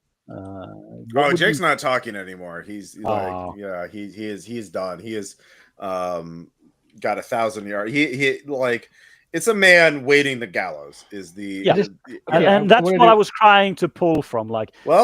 You said no to him at every time. He's not going to be helpful to you. Okay. I just want to. Okay. Now it's a little bit of the cruel thing. To Jake right before we put him under or sit down, whatever. Hey, Jake, I get that you're done trying to entertain us, but I don't know how any of this works. But I have a feeling whoever's making you do this isn't going to like that either. Then give me the pencil again. You can't. I mean, you just trying to stab yourself. You didn't do anything useful with it. That might be. He stops talking to you. That might be entertaining, but we need information, not entertainment. He just stares out in the distance. He's ignoring you. Yeah. Oh well, that's fine. Okay. So you put him back there. You put him in suicide watch, and you have him sedated, so he goes to sleep. Yep, he's got maybe a day if we can keep him under. Okay. So Carrie, you go to Carrie. In the meanwhile, Thorn, you can research something else. You could try and you have computer science. You could hack Dr. Santiago's emails and find out what he's been unearthing this underground ballroom, or you could. I have 0 in computer science, so I could only try to burglar his What do you want to do? You did find out. You did get new information about this underground chamber that was opened up.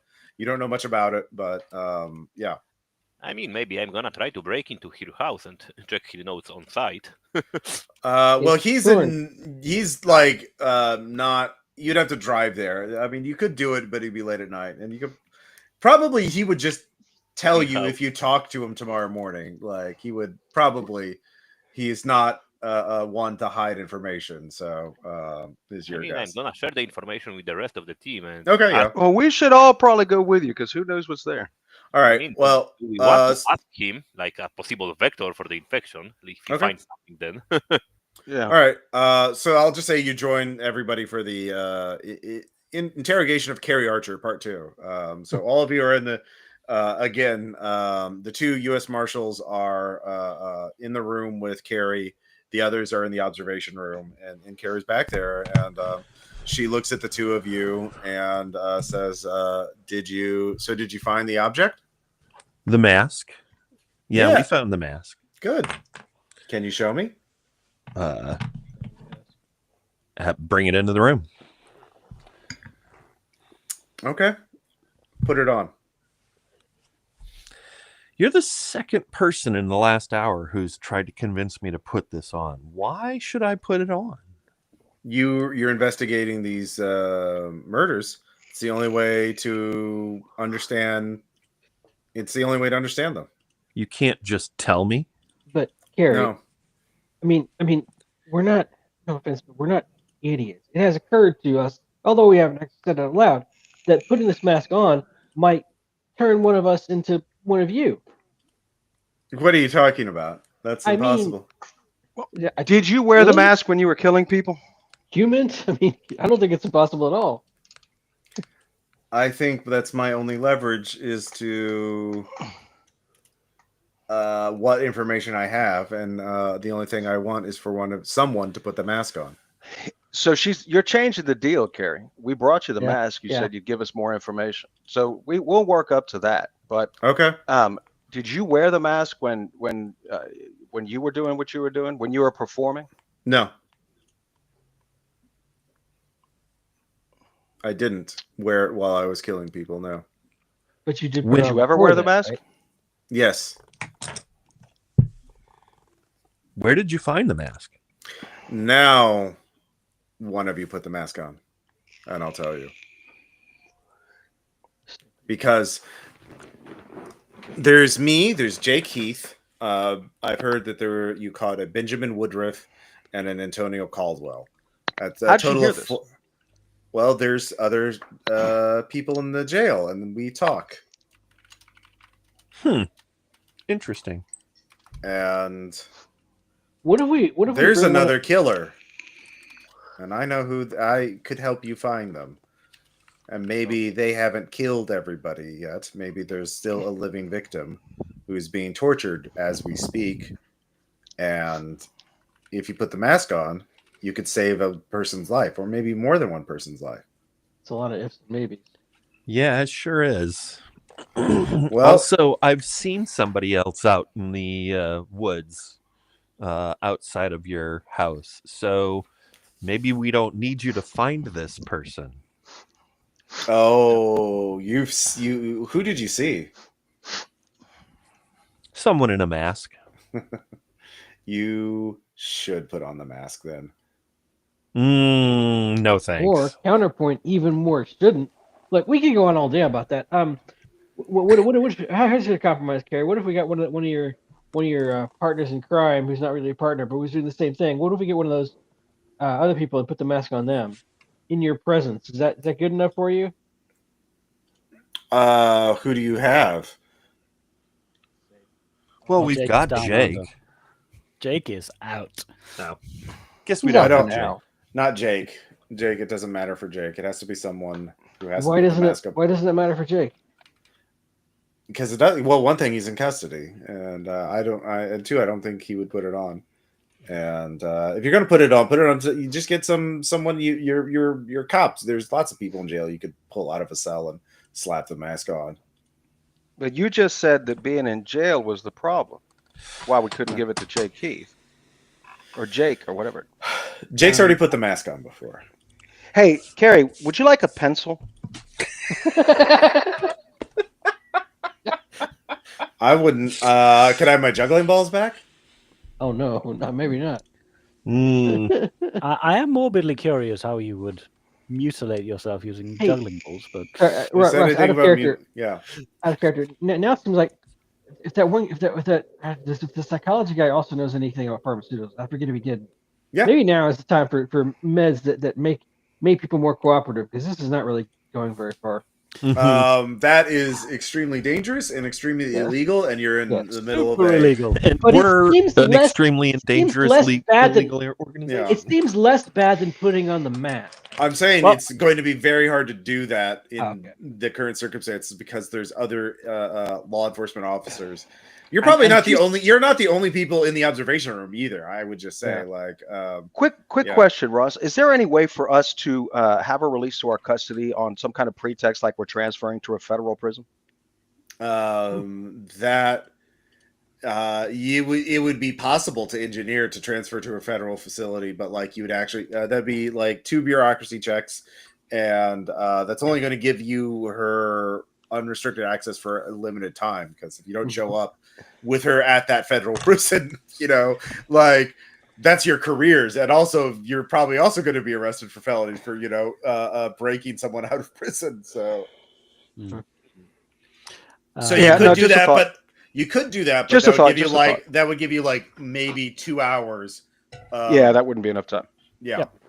But we have the possibility to take a powwow and discuss this among ourselves. Right? Yeah. Yeah, In sure. Relative privacy. I mean, I have So- another idea. All right. Yeah. Sure. Go Hit for us. it. Well, they were training on animals, yes? Maybe we should check the reports of missing animals and try to correlate with the place of another guy that is torturing people.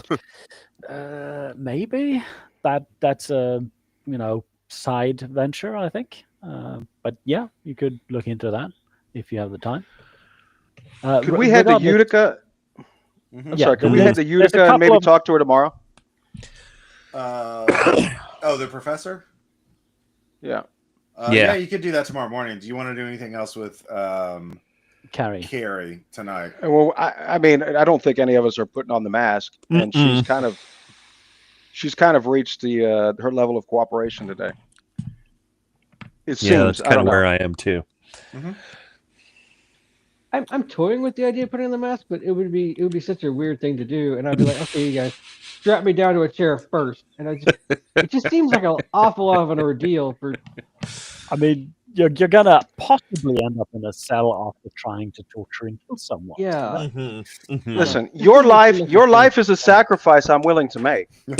Yeah, I'm just not sure if I'm willing to make that sacrifice right now. Exactly. Well, she seemed to empty. think that I having seen someone out in the woods would be the most likely one to, most qualified one to put on the mask, and I'm not inclined to do that. Like, Yeah, and if you died, that's a lot of paperwork for me. It yeah. really, So- really It- is. If the stakes were like put on the mask, guaranteed save the world. That might be one thing, but the stakes are put on the mask, guaranteed damage your brain, maybe turn into a psychopathic killer, and maybe advance the investigation by 1 iota. That just doesn't seem like a very good trade. Sure doesn't. We should do Yeah. proper groundwork. That is my Yes, suggestion yes. as well. Yeah, Yes. I'm very curious about this ballroom that got uncovered. Indeed. It seems potentially likely that this mask is from said ballroom and is some kind of occult artifact. I'm not Yeah. very deeply into the occult matters. What I do know is that people who then, so far it appears, put on this mask will start being able to see something or someone who are apparently demanding or instructing them on how to put on a show of some Is it- kind for their amusement. It's very fairy-like. Yeah, it's one way to put it. Yeah. So we could still be. Is there any Have a- footage or whatever about what Carrie did with that stage? Like, what kind of shows she put on? No, it was out in the woods. Like, You want to go find you, it? you find photos of it. Like, it's in the task force database. Yeah. And it's basically a little stone. She took a bunch of stones and made and some wooden boards and made a little stage and set up some little crude log seating. There's a lot of blood on the stage, a lot of dry blood. Yeah, and there are a couple. They found a couple of knives there too, and Did they find animals out there? Yeah, parts of them. Yeah. Okay. Yeah, and Also- a cheap Greek theater mask, stained in blood. So Animal almost feels blood. like Yeah. It almost feels like a mathematical process for how to make yourself become a psychopath. It sure does. well, that could just be a perspective thing. Whatever thing wants this, it could be a necessary part of its functioning. It could be just something it likes to do. It could be, I don't know, ancient consciousness from Greek times that wants this to happen. I'm not an expert in the occult, as I said. I just know how people react. Do we have any scientists that can analyze the mask? Yeah, you could take photos of it and have and send it to your handler. Yeah. Could we have someone recreate the mask? To make a replica of it, that would be like Yeah. a bureaucracy check to A great idea, though. well, actually, that would be much more difficult than doing that because unless you have the craft Yeah. skills yourself. No. We'd have to outsource it, I'm pretty sure. Yeah. And your handler can, look things up pretty easily, but like the Delta Green does not have like a prop department, right? Like they don't have like a fabrication shop on hand. So it I would bet they have one now. Well, after this adventure. Yeah, after this adventure. But yeah, if they so you can take photos of it and send it to your handler, and your handler can start looking it up and like translating the ancient Greek written on the sides, the edges of the mask. That would be helpful, yeah. Yeah, the making a mask would take time, like, and access to the mask, and finding someone who would do that and not talk about it is also we are also sort of on timer here because we know there's more serial killers around. Ideally, we don't want people dying. Ideally, we also don't want to spread whatever this thing is. That is our mission. Mm-hmm. So where are you storing the mask for the night? Any green boxes around? No. We probably have to have it with us. Hotel safe or something. So who's carrying it? Let's stop by and get a little safe or something we could put it in. Well, go to Walmart. Stop at Walmart. Yep. I was thinking a suitcase with locks. Mm-hmm. Well, you can get anything. You can get a fireproof safe from Walmart for like $100 or $200 or whatever. A little hotel safe. So who in whose possession will it be in? I'm gonna take for me. Unless someone else wants it. Okay. Agent Thorin takes it. All right. Okay. So that's how I die. All right. Who has the best awareness is my question. Yeah. You all eventually decide to go to sleep because you're going to get up early to go to Utica to investigate that. Mm-hmm. Mike, your burner phone rings in the middle of the night. Mm-hmm. Okay. Yeah. Agent Toth. Hi, Mike. There's a voice changer on this, so you can't. It's obviously electronically altered. Huh. You talked to Carrie tonight, and you don't understand. One of you needs to put the mask on, or there will be more victims, and that blood will be on your hands. And what's the name of one of your bonds, Mike? My wife, Jenna Hampton. Jenna could be one of those victims. Give me a sand check. Yeah. Ooh, that's an 82 over 70. Okay. That is 5. It's so different when it's faceless civilians, but when it's someone you know. Yeah. So that's fight, flight, or freeze, or unless you project. Project on the bond. Yeah, I'll project it onto my best friend, Hunter West. Okay. What all right. Roll a d4, and that's how much you subtract from the sand loss, and how much you subtract from that bond, and how much willpower you lose. 4. Oh my. Okay. So it's very simple. Mhm. You put the mask on someone. I'll know, and Jenna will be safe. And if you don't, within 24 hours, I'll just wait however long it takes, and I'll get to Jenna. Why would putting on the mask prevent more Hangs killings? up. Yeah, Hangs of up. course. By the way, was that to helplessness or Yes, Okay. helplessness. Yeah. I put a little tick down there. I think it's a good thing Thorn has the mask and Mike Thoth can't just take it out and put it on somebody who's sleeping. Yeah, you're all in separate rooms in the same hotel, so yeah. Yeah. What do you want to do about that, Mike? I think maybe he called me on my burner phone. Mm-hmm. Wow. Okay, that's messed up.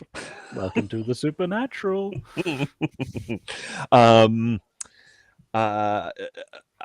I'm not sure that I've actually mentioned some. I've mentioned the guy that I saw to the guys. There was a phone number. It was not an unlisted number, by the way. Oh, interesting. Well, I note down the phone number, and we're going to be doing a reverse lookup on that. But I don't know that we've told our handler yet that they keep wanting one of us, particularly me, to put on the mask, and I think maybe it's time to tell him and see what he says. Hey, nobody gave the combination to Mike, did they? Well, Agent, it's on. Yeah, only Thorn has the combination. I'll say. Like this is a cheap Walmart safe that you can actually pick up. So like, it's more of a it's a determined person can get through it with like power tools, right? Like it's not. It'll delay them. Like you can actually just pick it up and carry it. So it's not like a proper like anchored safe. It's one of those small wall safes you'll have in hotels and stuff. Yeah, but like not even like mounted or anchored into anything. So like, it's a metal box. Yeah, it's a metal box. So Mike, you're gonna try and get to sleep. Are you gonna like do anything? Yeah. Wake Thorn and ask to see the mask. Yeah. I mean, I'm sleeping. If you open it without waking me up, you can put on the sleeping guide.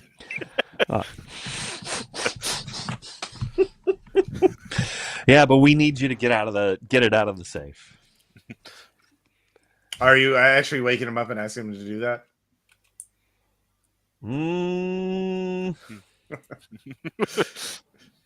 I'm not there yet. Okay, all right. But I'm going to tell everybody about it the next day. All right, everyone else give me a sand check. All right. That's insane. How did they know your burner number? Mm-hmm. And I failed mine. Okay, it's let's see here. I passed. No, did I? No, I failed.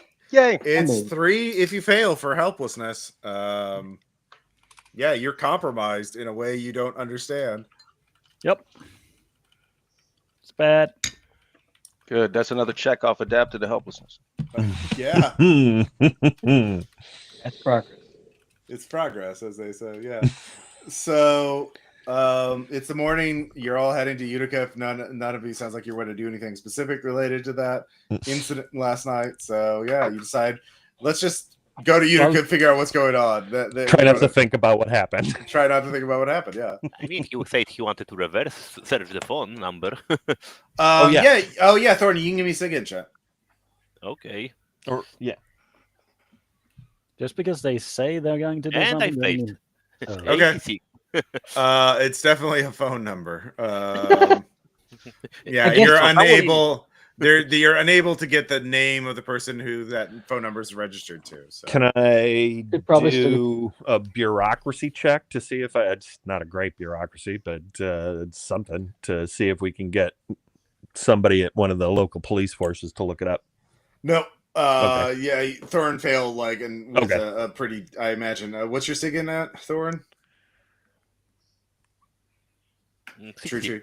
Yeah, 6. Yeah. You're not like that. That's a faster, more direct route. Is using federal access. Yeah. Okay. Yeah. So yeah, you're just unable to find it right now. Yeah. You press on to Utica. You could go to the ballroom itself. You could go to Professor Santiago, Wesley Santiago, and ask him about it. Or you could actually do investigation to their exact movements of the killers while they were at Utica 2 months ago. You know, what hotels they stayed at, what they did. That's probably a worthy avenue of investigation. Okay. I think we should probably do that, and then at some point talk. Well, everyone could do something different because then talk to the professor. But all right, so I'll go investigate where they were staying, their movements. Okay, so that's a criminology check, tracing criminal movements. That's pretty good. So Stephen Hopper, what do you want to do? So I'm just gonna I'm gonna follow Mike. I guess we're just gonna pair up. Yep. Okay. So I'll do a criminology as well. All right. I pass. All right. Me too. I'll get back to you. Oh, a critical. You got a critical, Sean. Oh yeah, I sure did. All right. We'll get to you in a second. Dr. Royalty, what do you want to be doing? First, I'll probably check up on Jake. Is he dead? You call in. Are you going there in person or are you just calling in? I can't go in there in person if I just arrive a bit late to Utica, right? Yeah, you'll be delayed from Utica, but you go there. I'll do that. Jake is in he's actually in the medical station, or med bay, whatever they call it, and they're checking him over. Do you have any medical skills aside from psychotherapy? Biology, surgery, medicine, first aid. Medicine or first aid, whatever's higher. 34. They're all both 60. So. Okay. He's Pierce. He's in a comatose state. There is nothing behind the eyes. He is gone. No brain activity. No. They haven't hooked him up to EKGs, but he is unresponsive or anything like that. So there could be brain activity, but he may not be brain dead. He could just be withdrawn into himself. Okay, well, that's the fate of somebody who wears the mask then and doesn't do what they say and can't kill himself. So I'll report on this and suggest they put him up on the EKG just to see. All right, so that'll take some time to set up. So meanwhile, Agent Duggan. Yeah, so have we just arrived in Utica or we're about to Yeah. I'm getting a cheerful message that Jake is comatose. And arrived in Utica. I'll be right back. I have no idea in particular, unless there's something I could think of that I could rope. Well, there's two other leads in Utica that no one's done yet. One is to go to the site itself, the underground ballroom. The other one is to go talk to Dr. Wesley Santiago, the researcher looking into this place, the ballroom. Okay, and Rickenbacker. So I guess I can go see Santiago. Okay, yeah. All right, so you go to Dr. Santiago. Thorne, what do you want to do? I wanna go check the place of this ballroom. All right, so you're going to the site itself. Yes. So the site itself is, with your badge or your consultant, it's actually, not open to the public, but there are looky-loos even a couple months later. You can see basically the riverbank collapsed, revealing a little tunnel, and people took into it, and then they found, and because of the heavy rains, part of the roof collapsed as well. It looks like it was a fancy ballroom at one point. And there's another tunnel that also collapsed that leads back to the mansion further inland. So it's the big thing about it, though, is it looks like it's all been burned. Like there was a fire underground. You can see the people. I wonder if they found any more bodies. Apparently they found human remains down there. That much you find for free. If you want to analyze the site with some skills or ask questions, because there's some, I say, archaeologists there and some engineers looking into seeing if this place is, stable enough for a long-term dig or to figure out what's going on. They say that the state, New York State owns the land. Rickenbacker when he disappeared years ago. His estate, he had no heirs, and so his estate eventually landed up in the property of the state. So I would like to search around if there is something looking like it was been taken not long ago. Like there was probably a lot of ash or other stuff, so that if something was taken, there is a free spot. Yeah, you can give me a search check. 11 critical success. Okay. Like this place has been known to the public for months, and it was opened up with the flood, and the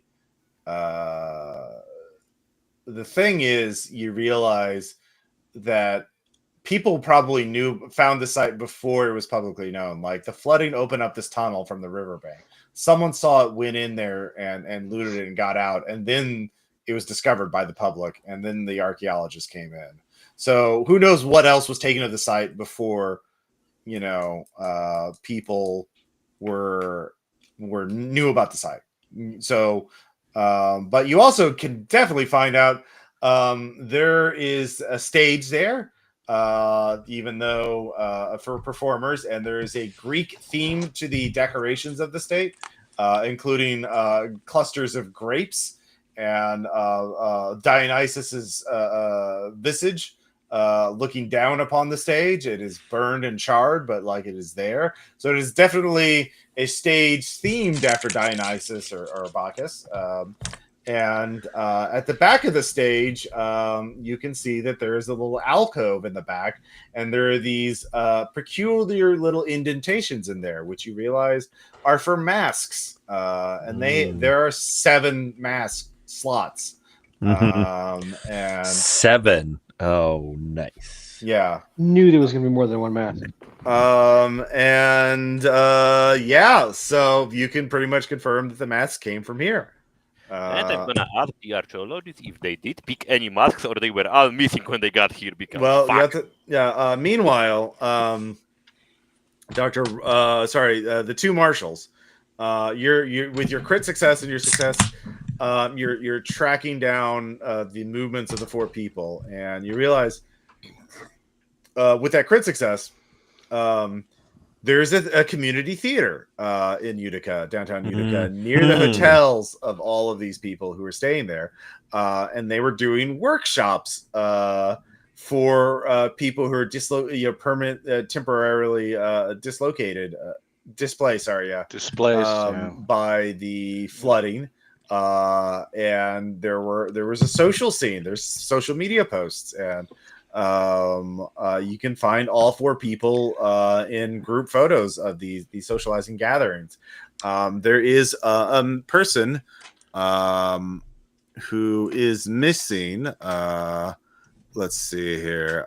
Franklin Hughes, who seems to be a community theater organizer, and amateur actor, poet, and very interestingly, Franklin Hughes is also an urban explorer, and also he hasn't come into work for the last 2 weeks.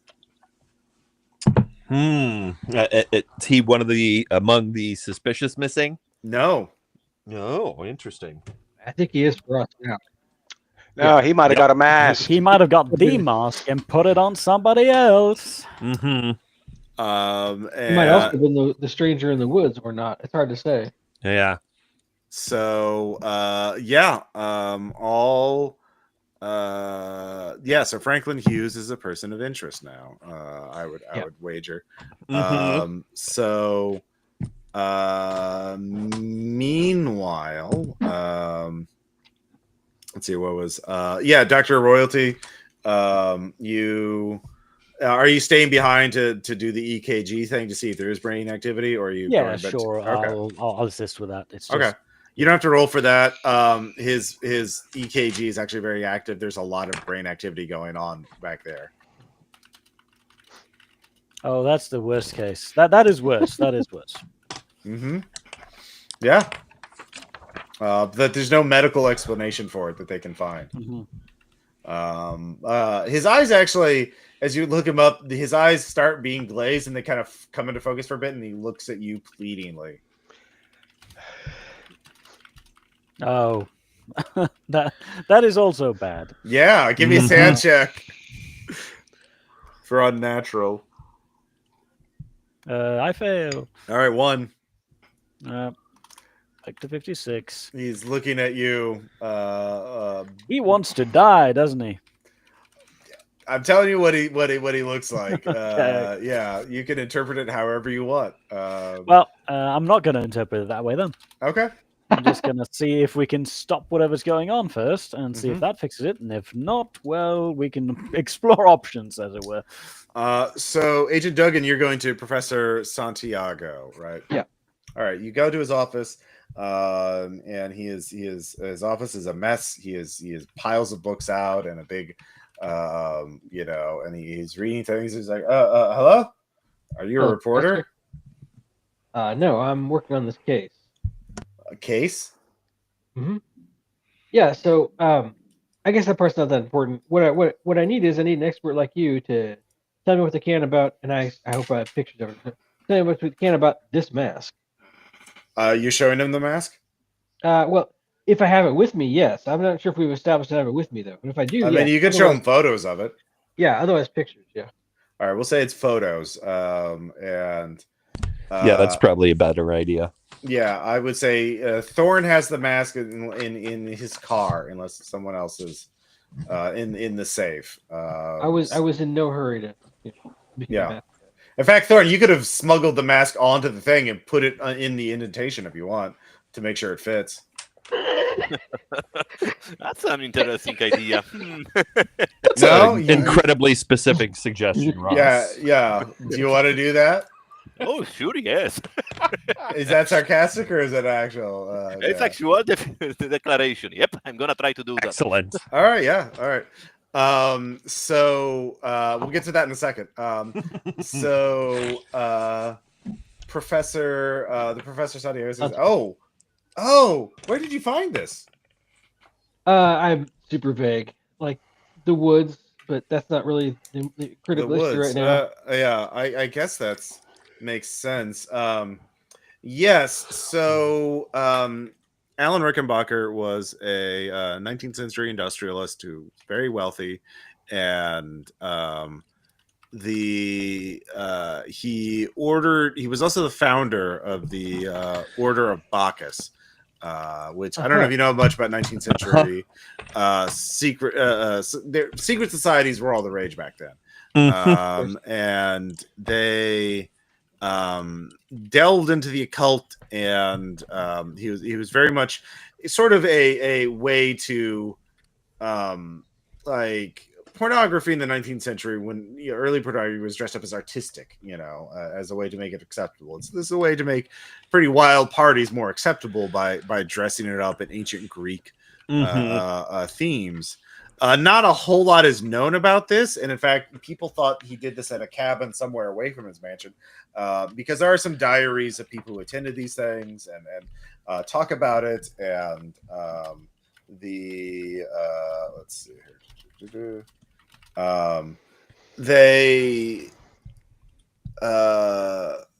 The problem is, but he actually must have built this underground ballroom to hold these rituals or these parties, these gatherings, without prying eyes. And according to what we've looked in there, is the reason that's why he disappeared, which I'm surprised nobody found this place before then. It burned with him and a bunch of other people. There was a rash of disappearances in that age of wealthy people, and I guess this was the reason. What do you mean? Well, so like parties. They were having a party. The fire started, and they couldn't get out for some reason. It looks almost like the entrance tunnel collapsed. Maybe that's the fire caused that. I'm not sure. And they all got trapped down there, and they didn't tell anybody they were going to a secret orgy, especially back then, right? And they died, and nobody knew that they were there, and nobody knew that ballroom was there. And so But yeah, the masks are tied to this thing. Apparently, part of it, from what I've been able to gather, is they would invite or pay actors and musicians and other artists to perform for them, and these performers would put on masks. In fact, everybody wore masks. It was very have you seen the movie Eyes Wide Shut? A bit like that, I think. Yeah, so but yeah, there's a lot of mysteries, a lot of uncertainty. I'm actually looking for a demolitions engineer to sort of look at the way that tunnel collapsed. It's very weird how it collapsed. I have a little bit of. I'm not a demo expert, but I know a little bit about that. Yeah, if you have demolition skills, he can show you some photos and things. You can make a check. I will try my crappy 20%. All right.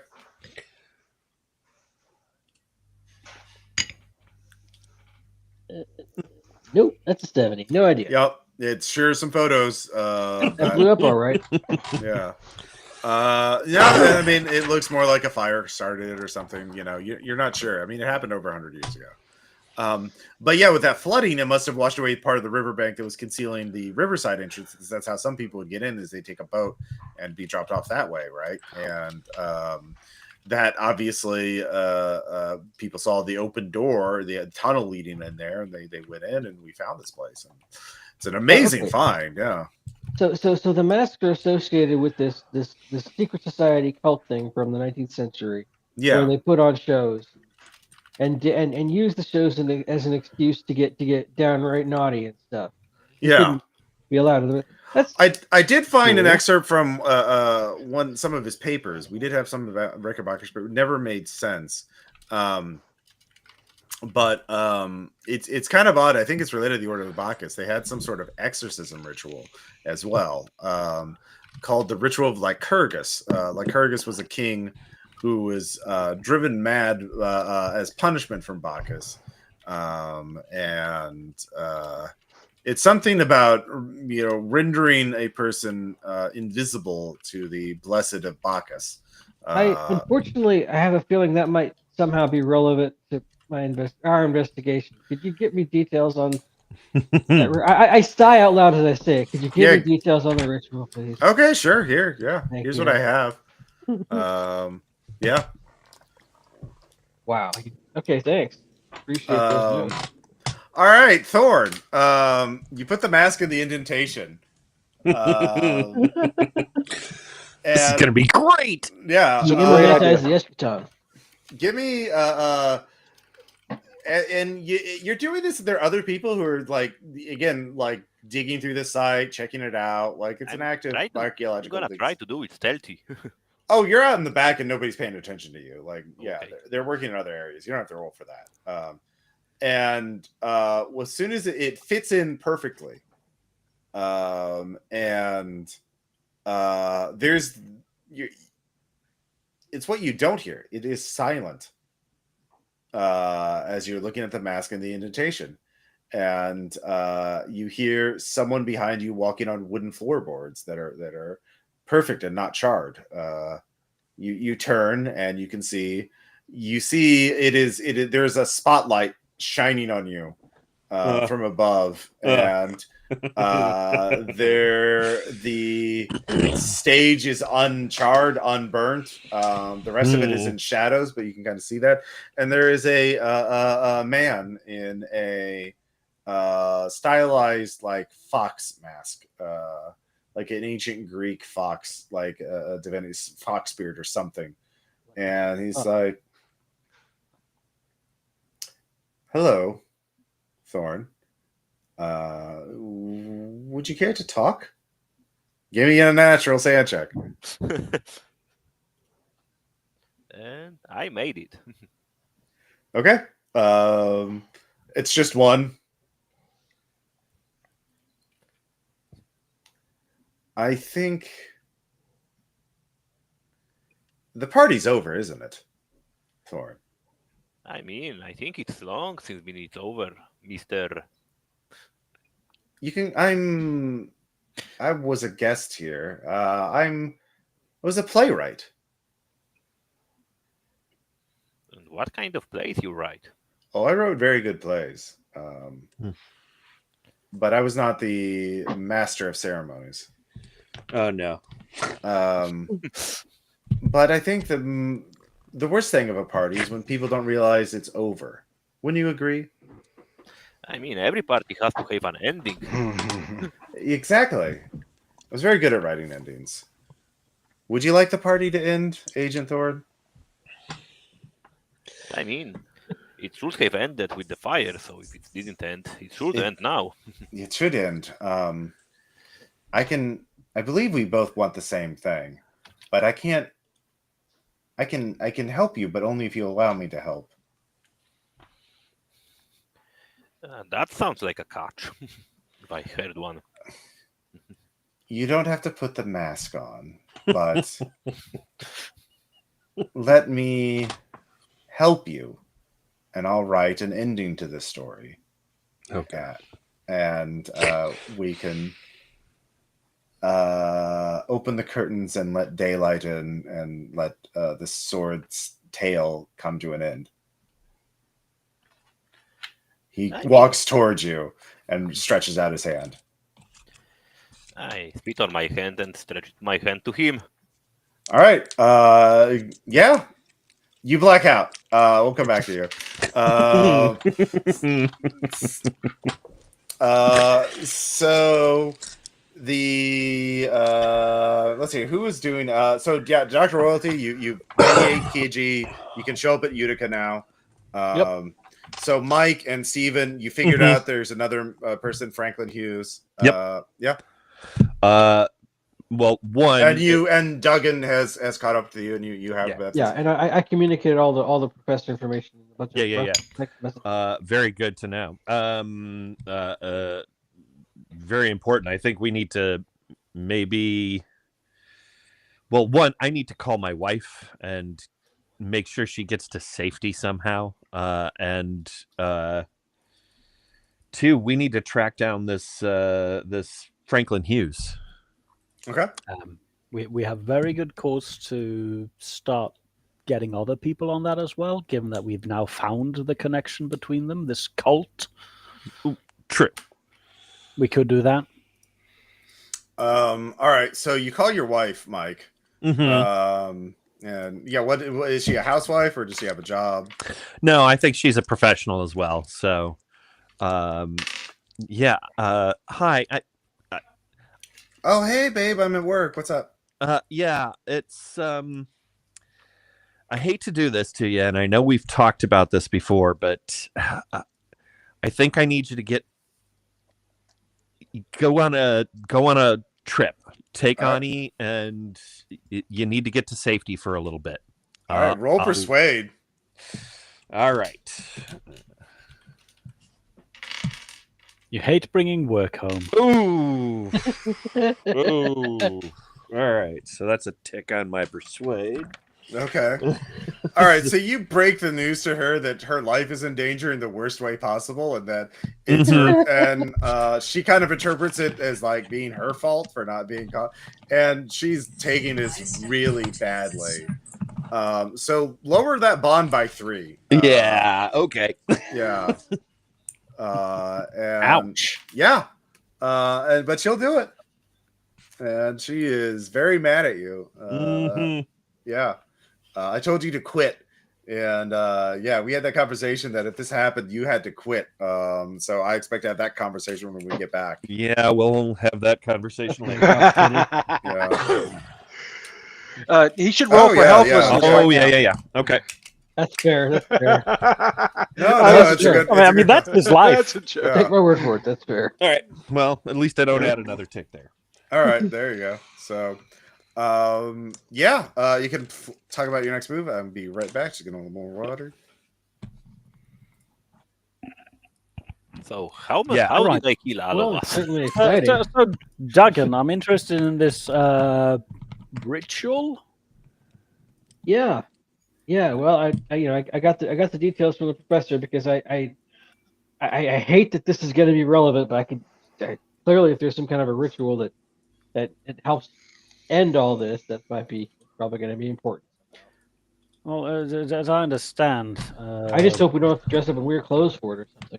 the ritual like Kyrgyz says driven mad as a punishment from Bacchus. Well, we have a case of that, I think. Jake is not doing well. His brain activity is spiking. He's only calm now because we've drugged him, I think.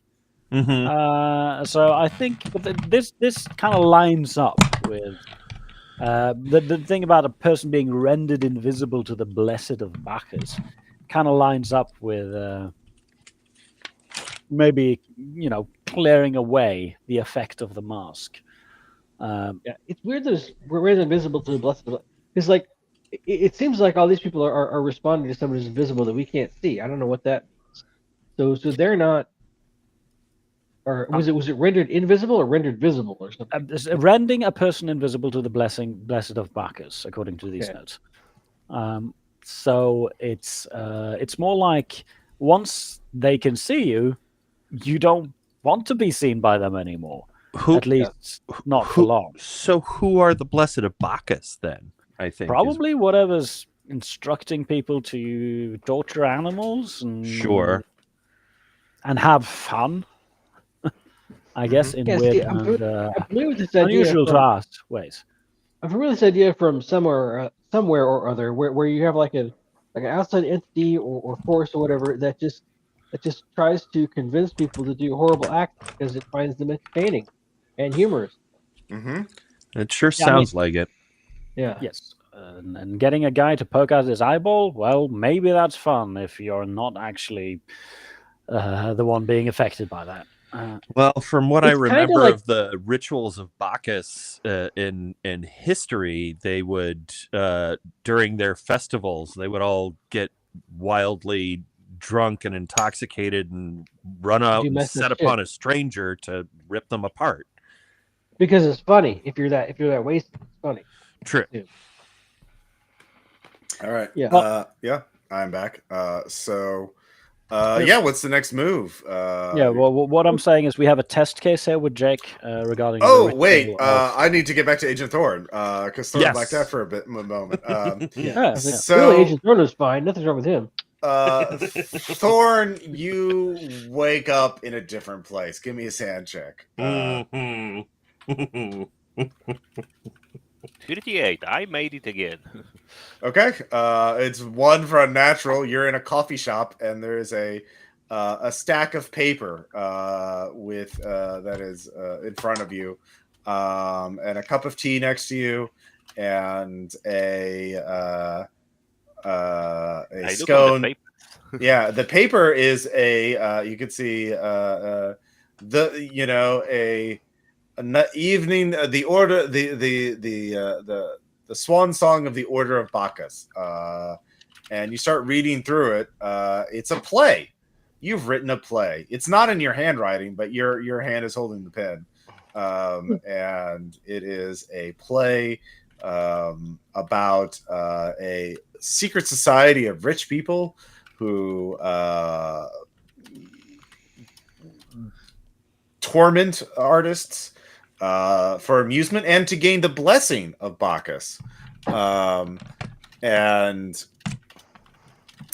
you start reading through it, and apparently one of the artists that they had slain through their these rituals had friends with guns and dynamite, and they enter the ballroom, set it on fire, plant dynamite the entrance to prevent anyone else from leaving, and they all burn horribly for their sins. And the only thing is, there are written instructions for the performer.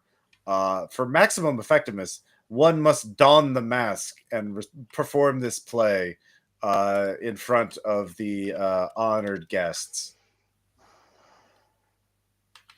That's not good. Isn't this just gonna spread the infection or whatever it is? Like, that's really an ending.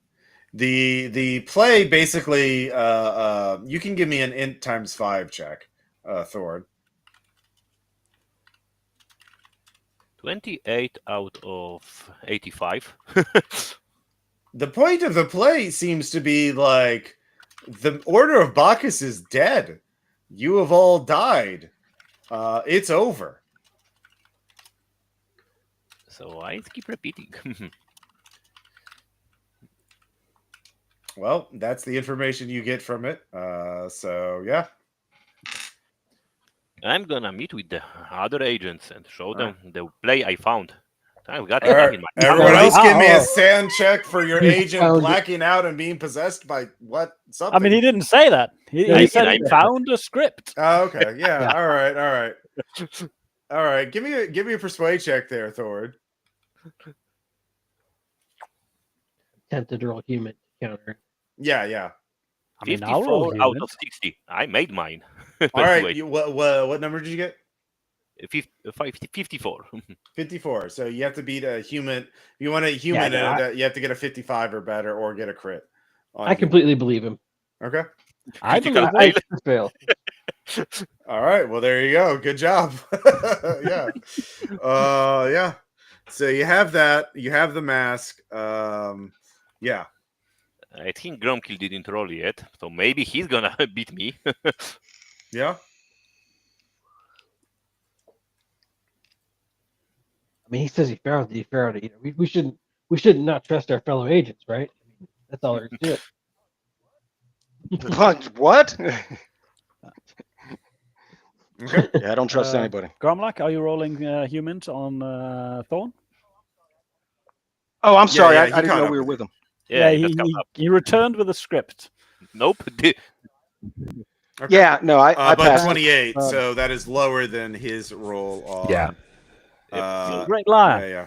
Oh, 54. So you 74. believe him. Yeah. Yeah. It's blackjack rolls highest that going over. So None of us knows he's infected. Yeah, no, I get it. Mhm.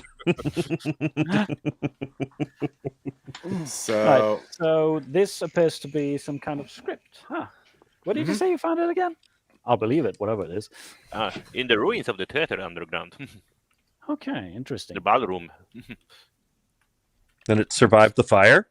it does not look like this. Looks like modern, like photo, like cheap office. Interesting. I'm just going to ignore that for the moment. Yeah, it looks brand new. It does not look like The fun it's thing 100 is years old. This seems to be somebody trying to write into a play that the Bacchus, the blessed of Bacchus, you could say, are not in effect. Could that work? Beats me, I think. Like, if you convince the watchers that they're not watching anymore, will they stop? I Well- think they should, like, if they see that the ending has come. I mean, I guess only if like the play itself is kind of what's guiding them or driving them or making, you know, like I hate this idea, but like if the play is making reality in some sense. Mm-hmm. Well, as I see it, then we have two solutions. One is to find all of the affected and do the ritual of Lycurgus and make them invisible to the blessed of Bacchus. But then the problem is still around, sort of. I mean, Right. You know, that's probably a good enough solution for today. I think. I feel like I think that's our best case outcome. If we're being That realistic involves here. hunting down serial killers. You know that, right? Mhm. Mhm. Well, that's our job. Around, they'll be Well, guiding the what's serial going on killers. with No, not Ritual of necessarily. Lycurgus takes all night, and it based on your limited understanding of the occult, it extremely limited.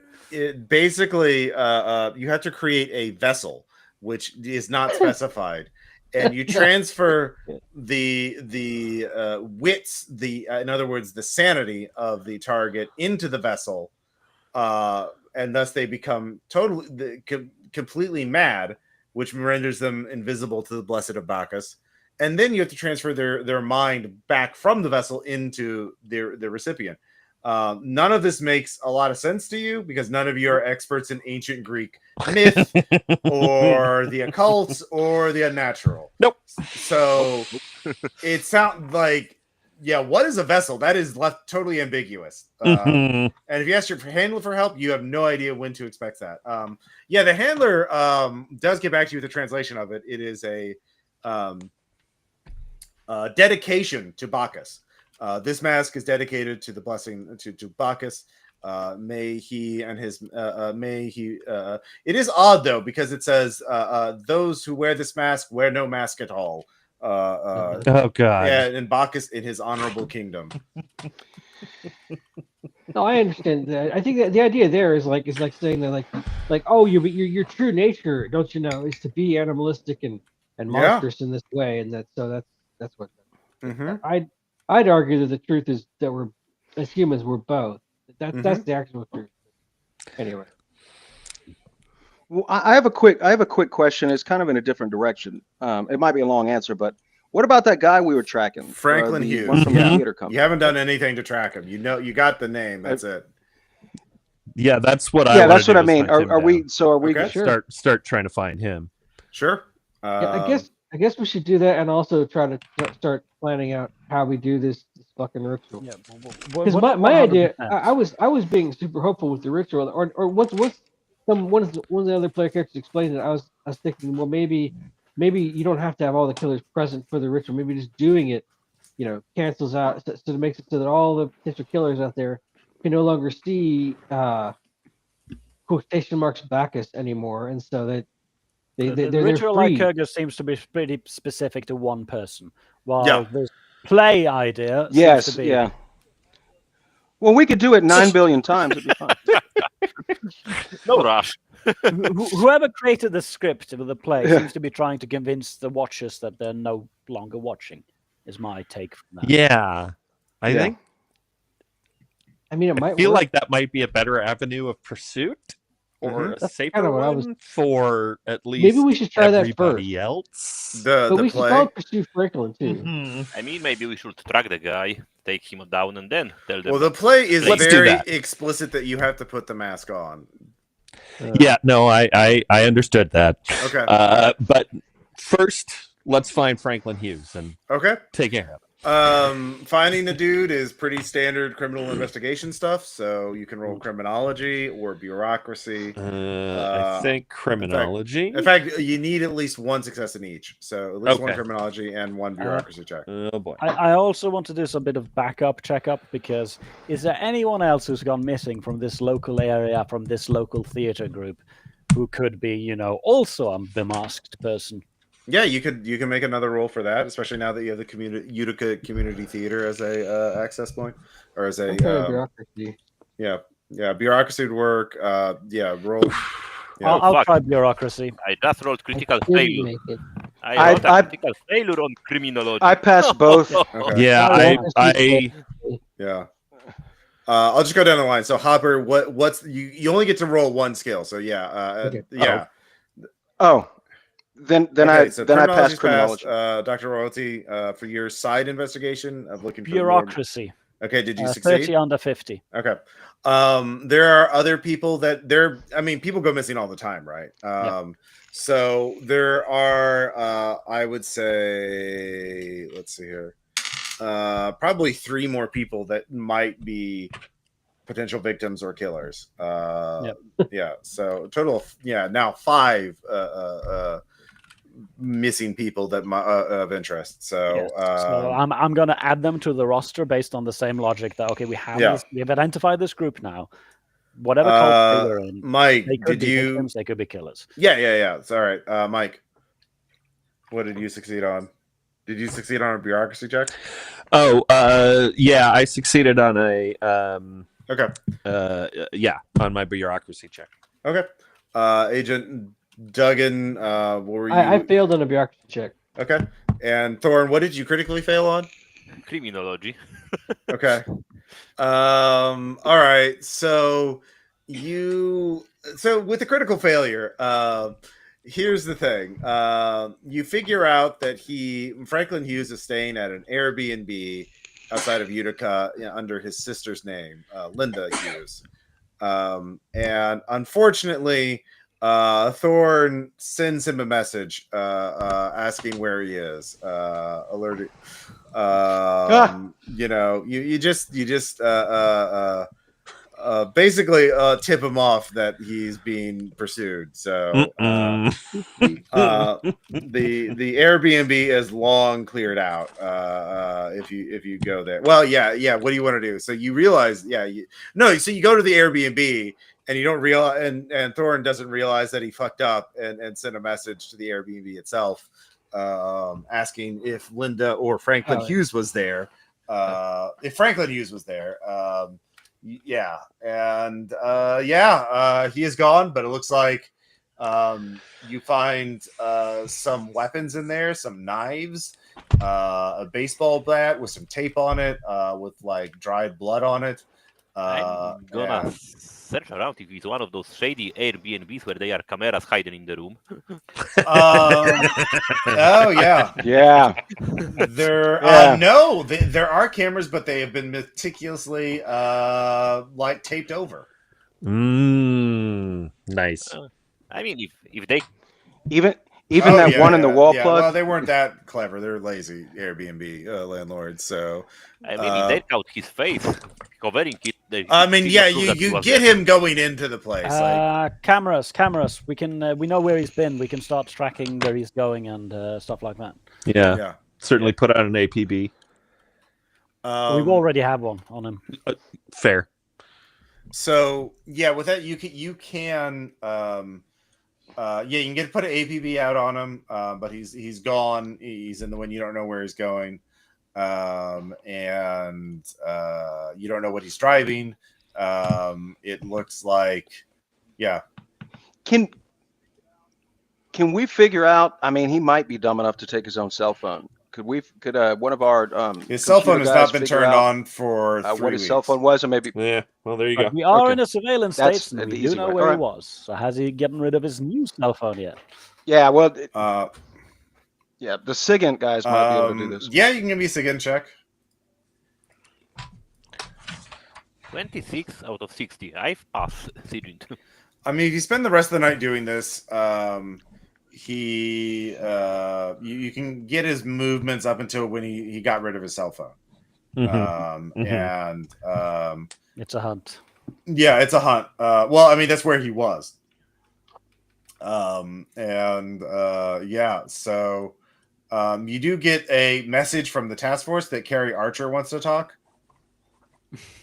We have to presume they're in contact through the manifestations. Are you sure you want to talk to them? Because they're just gonna, put on a mask. We could though tell them that we have a play for them. How many performers? Well, I'm just wondering, does the play require? It's a one-person play. Ah. I'm wondering if, since we know who he is and we tracked his cell phone till he ditched it, if we could get an alert if he uses any credit cards. I know it's probably a no, but that's how people get caught using credit cards. Stopped all of that.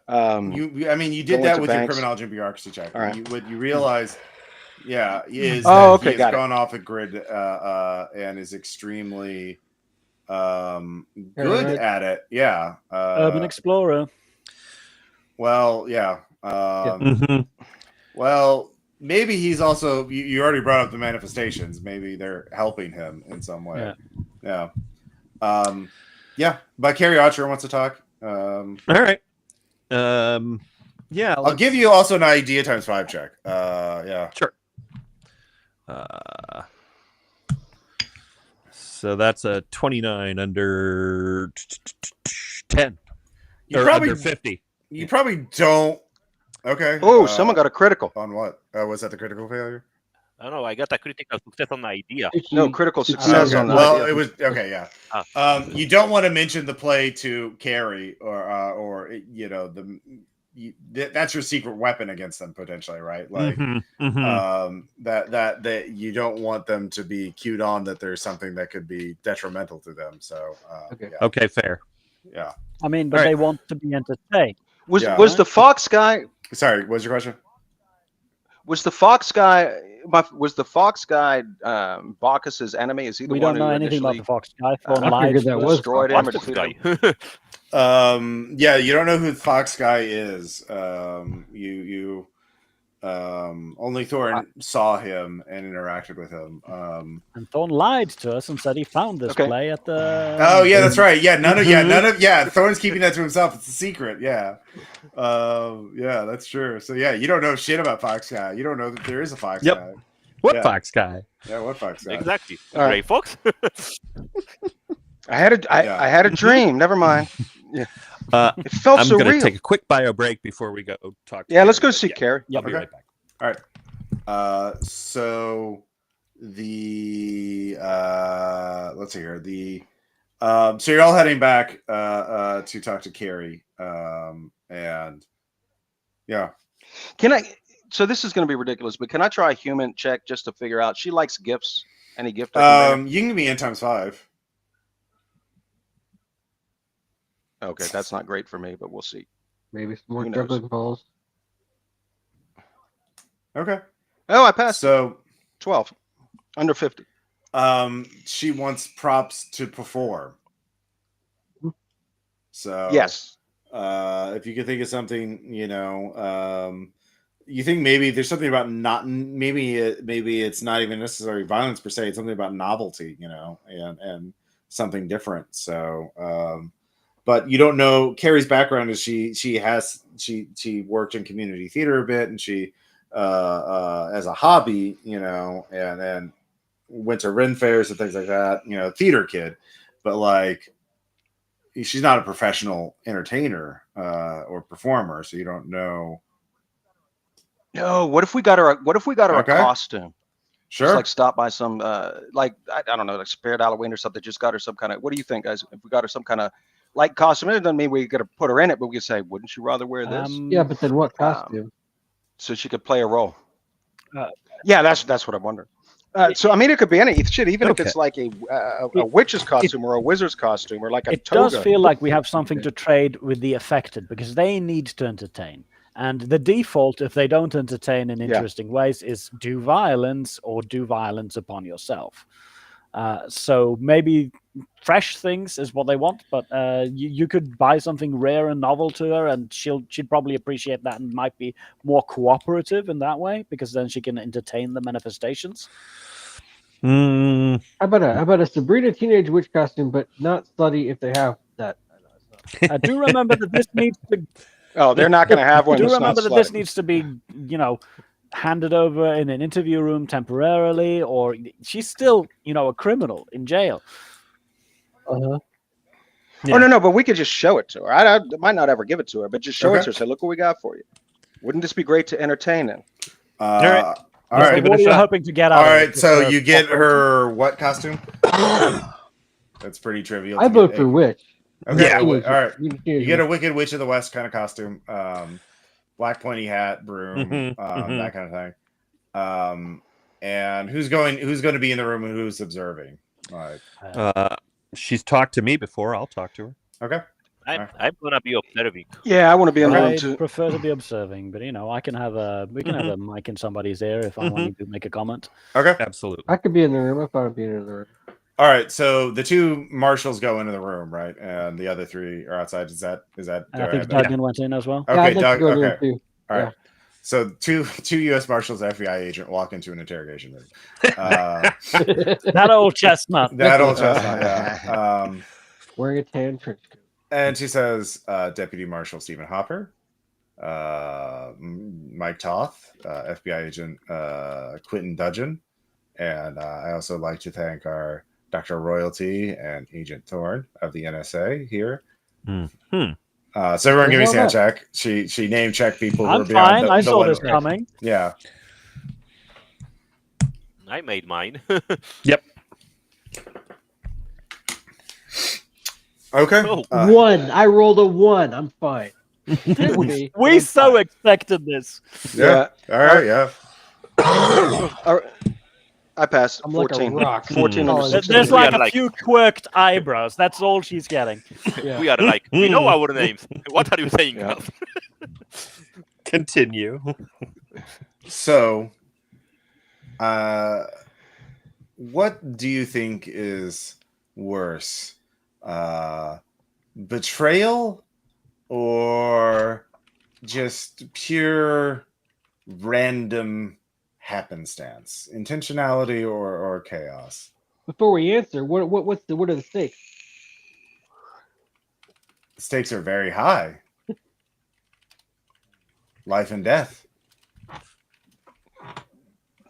Betrayal. But I am going to show her the cost that we got for her performance. Well, we've worked out something new. Oh no. We So, My hand is on my gun. so betrayal.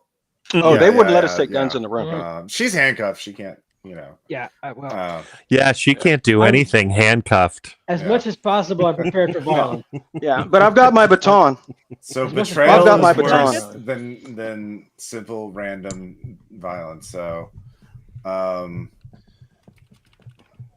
what would be worth betraying a friend or a brother or a sister for? Money? Ideals?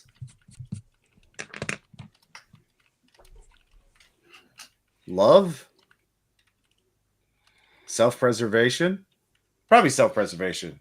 Love and self-preservation. Yeah, Mostly Yes. self-preservation. All Now right. you figure out how to destroy me. I'll let you. Okay. What time is it? It's 7 p.m. Tell her. 7 p.m. Okay. 7 p.m. Okay. Why don't we break for dinner? And after dinner, I'll tell you a place. So You you're can wanting to do this after sunset? It's already after Sunday at 7 o'clock. Well, why did you call us down here to just dismiss us? I think that's how it works. You just You'll want dismiss us? you'll want that address after dinner. I'll tell you at 9 o'clock. All right. You know what? Let's let her have her show. Yeah. Sure. Okay. Sure. Yep. All right. So you wait for 2 hours. And she doesn't seem to need a clock at 9 o'clock. Or do you keep her in the interrogation room or do you take her back to her cell? Whichever. Okay. Let's keep her there and just give her the food. Yeah. She eats. Have them bring the food. 9 o'clock comes around. She just seems to know on the second. All right. I'm ready to talk. Do you go back in? Yep. File Alright. back into the room. Yep. And by the way, Mike, give me an alertness check while you're waiting. You bet. That'd be another critical success. All right, give me a sand check. Shit. This is going great. 7. Sand's fine. Okay, yeah. You think you see some reflections in the one-way mirror that are standing behind her and whispering into her ear of people in fine 19th century party suits and gowns, but wearing masks. But that's just a trick of the light. Yeah, You know- sure it is. You know Yeah. what we should have done? We should have spent those 2 hours getting our ritual ready. So she puts on her performance, so we could try to counter with our performance. All right, so if you want to do the ritual Lycurgus, you need one lead practitioner, and that person rolls a cult. We have no occultists. Yeah. No, Nope. but I have a 30% occult. And that That's occult, that good. person has to pick a vessel, which is not specified in the ritual. What is the I'm vessel? gonna pick Carrie. No, Carrie is the target. That you have to transfer her Consciousness somewhere. not her else, consciousness, her or sanity, her Her wits. madness. Yeah. Into a vessel, and It could be another person. It could be a goat. It could be an inkwell. you Like, just you have to don't make know. a choice. Yeah. So if you're gonna do it, yeah, okay. You also this takes about 12 hours, 8 to 12 hours, it seems like, and there's incantations. There's a little bit of bloodletting. Like, this is not something you could do to a person in federal custody. Like, Yeah. yeah, We'd have to secure her to be able to do the ritual. like, Do it somewhere else. yeah, you cannot. You would have to break her out of prison to do this. Like, this is not something you could do. Well, or the other idea with it, we start as a prison transfer that turns into a prison break. Yeah. Yeah.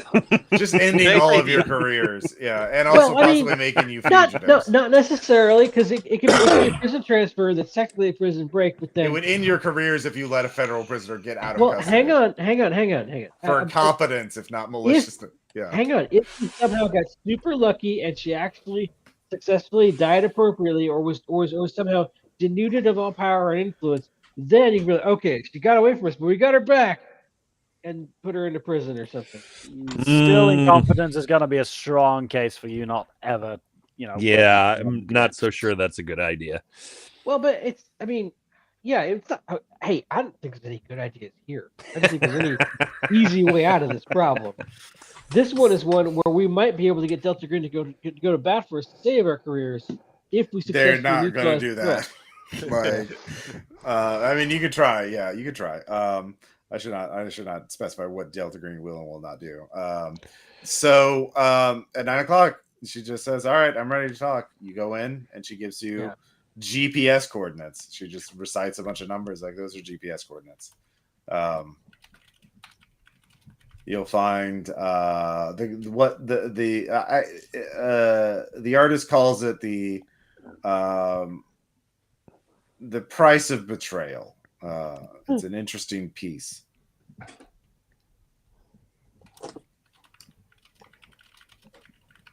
And that's all she says. So, who's the artist, Carrie? The artist prefers to remain anonymous at this point. Of course. It's Prince, isn't it? Who? Nothing. No, never mind. It was Prince, artist. Yeah, it's not a good joke. It's not a good joke. So if you head out there, are you going to send NBC state troopers there? They'll get there a lot faster than you will. Or are you going to go yourself? That depends on whether the betrayal is us betraying this GPS log coordinates and then suffering the consequences, or if it's already happened and we're being paying for it. Well, that's I guess. What do you read into that text? The betrayal. Don't do anything, or else. Okay. Let's go. Let's go ourselves. Let's go. I'm going to make sure that can we take our own cars and I just want to have my carbine and my tactical body armor. Yeah, same. Okay. So Thorn does, I believe. All right. Someone give me a navigate check. It's GPS coordinates. It's out in the middle of the woods. Here we go again. Does the drone help? Okay. No, I failed it. I failed my navigate. I got a 50. Same. Okay. By 21. All right. You did critically fail, so you do find it, but it takes you all night, and you're all exhausted. You all lose 1 willpower. Okay. And it's this shed in the middle of the woods, and when you get there, it's very quiet and still. It's pre-dawn. It's like 4 a.m. You can make alertness checks. Actually, you don't even have to make alertness checks. You can hear a woman sobbing in there. Oh, fuck. Yeah. All right, time to get them over and get her out of there. Watch your back. Watch for traps. Mm-hmm. Yeah, exactly. Oh, I'm going fully decked out. Body armor and helmet carbine. Mm-hmm. I'm just getting a pistol. Okay. Yeah, I'm putting that helmet. All right. You go in armored, weaponed up, and you see a dead man in there and a crying woman. They look to be about the same age. In fact, they look related. And she's sobbing over the dead man. They're both handcuffed to a metal pillar in the shed. Like it's a very secure thing. And there's a syringe in the middle of the room. And sounds like a Saw game. She confessed. Someone masked, poisoned us both, and put one antidote between us, one thing of anti-venom. And we both had kids, but I saw my daughter, and she's just sobbing. She just chose self-preservation over her brother, and so she grabbed the Jesus. Yeah, everyone give me sand checks. All right. Yep. Pass. It's bad. Passed. It's bad. I failed Man, that I one. hate rich shades. Yeah, if you fail, it is 2. Okay. If you make it, it's none. And Can you I roll go achievement? no, well, in times 5. Okay. I'm so close to breaking point. I think I made that. Weird. We know who's going to wear the mask then. So if you make an in time, did anybody, at least one person, make an in times 5 check? I made it. Okay, yeah. I So I made it. if you make it, you realize these manifestations, whatever they are, can relay messages between people who have worn the mask.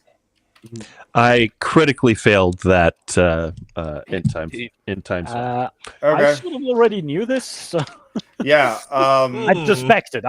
So Franklin Hughes may not even be the person who killed or set this up. He Yeah. could. All he has to do is get people to wear the mask, and then they're part of the network in, and they'll let Carrie be your. Since she's already captive, she's the mouthpiece of the killers. Collective. Yeah. Mhm. So yeah, it's not good. No. Yeah. How this is many gonna- masks do we have in our possession? Just the one, right? Just the One. one. do we know How if many there total were masks more were than there? one mask? And how many There do were we think there 7 are total? indentations, and yeah. Ah, okay. Yeah, I 7. wasn't present for that, so yeah, So I there's would have 6 started masks in the win. recommending pushing for / maybe someone should just try out this sort of, it's gonna be very hard to get the Yeah. ritual lycurgus done on everyone who needs to be have that done to them, let alone find them and then do it to them in jail. But if we have one person put on the mask and read the play, They will be seen and they will be able to entertain. mm-hmm. Well, they should get the messages too, right? Is that dependable? Are they directed Yeah, on I mean, persons or theoretically, if everyone we gets them? do the Yeah. play, it convinces them that it's over. Go home.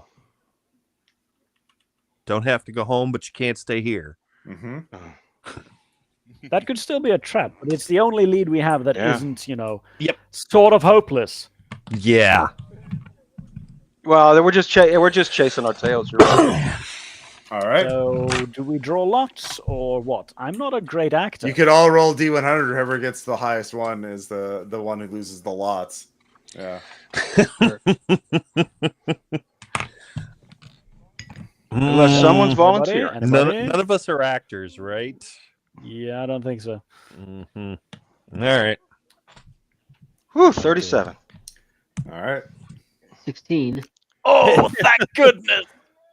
God, Another that'd be 88. Twice in a Ah, row. Mike, thank you, I Mike. was thinking, even with the high persuade, that maybe it might be a good choice for me. But okay, we'll see if Mike actually lives drew through his lots. first night at the opera. Yeah. Hey, could the vessel be the mask? You don't know. No idea. Well, again, I'm wondering if it's we the could- yeah. one target. So, yeah. but It frees a person who is wearing the mask. If it Also, we works. don't have anybody. oh, Yeah. Yeah, I'm wondering if we could. But it maybe does we not- should get ready for this ritual before I do the mask thing and do it to That's me. true.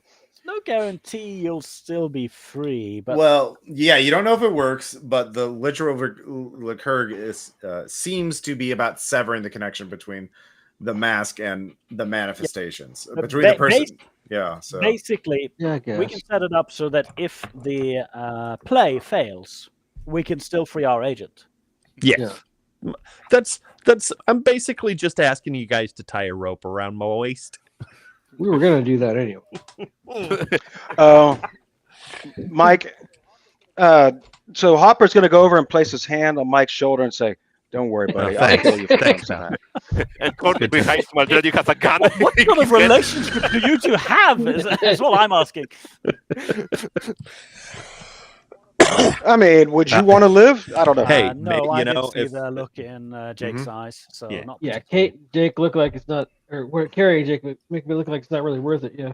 Well, Living, I that's mean. why I'm hoping the ritual works on me if I do Yeah. this play thing. I mean, your marriage is basically over now anyway. So. We've got, we're doing No okay. points left on that bond? Yes. 9. What if we're already performing for a special audience? Yeah, probably. They're watching us and going, "You guys suck. You get lost everywhere." I would imagine that's pretty entertaining for them. You've taken a few rolls. Yeah, they are thinking Manifestations are laughing it up. So, so Mike, you put the mask on. I will put the mask on. Okay. Give me a sand check. That's successful. Thank you. Okay. It's just 1 for unnatural. Wow. So what all of you where are you doing this? Are you doing this at the place you just found, or are you going to a Well, first of all, we have to report in a whole bunch of stuff. Oh And yeah, then- so that takes hours, yeah. So you report in, you take her, she's safe, she'll live. Yeah, clear sign of coordination between multiple serial killer, etc., etc. Yeah. And yeah, exactly. They don't know how, it's a serial killer cult. It's yeah. So yeah, they are working on this, and that takes you most of the day. So it's going to be early. Yeah. Agent Thorne, can you? I'm sorry, Agent Thorne, can you record this? Sure. Yes. I mean, if it goes wrong, it could help other people. Go crazy. Yeah, we get this at the end of the found footage film. Yeah. Yeah. No, please record this. Yeah.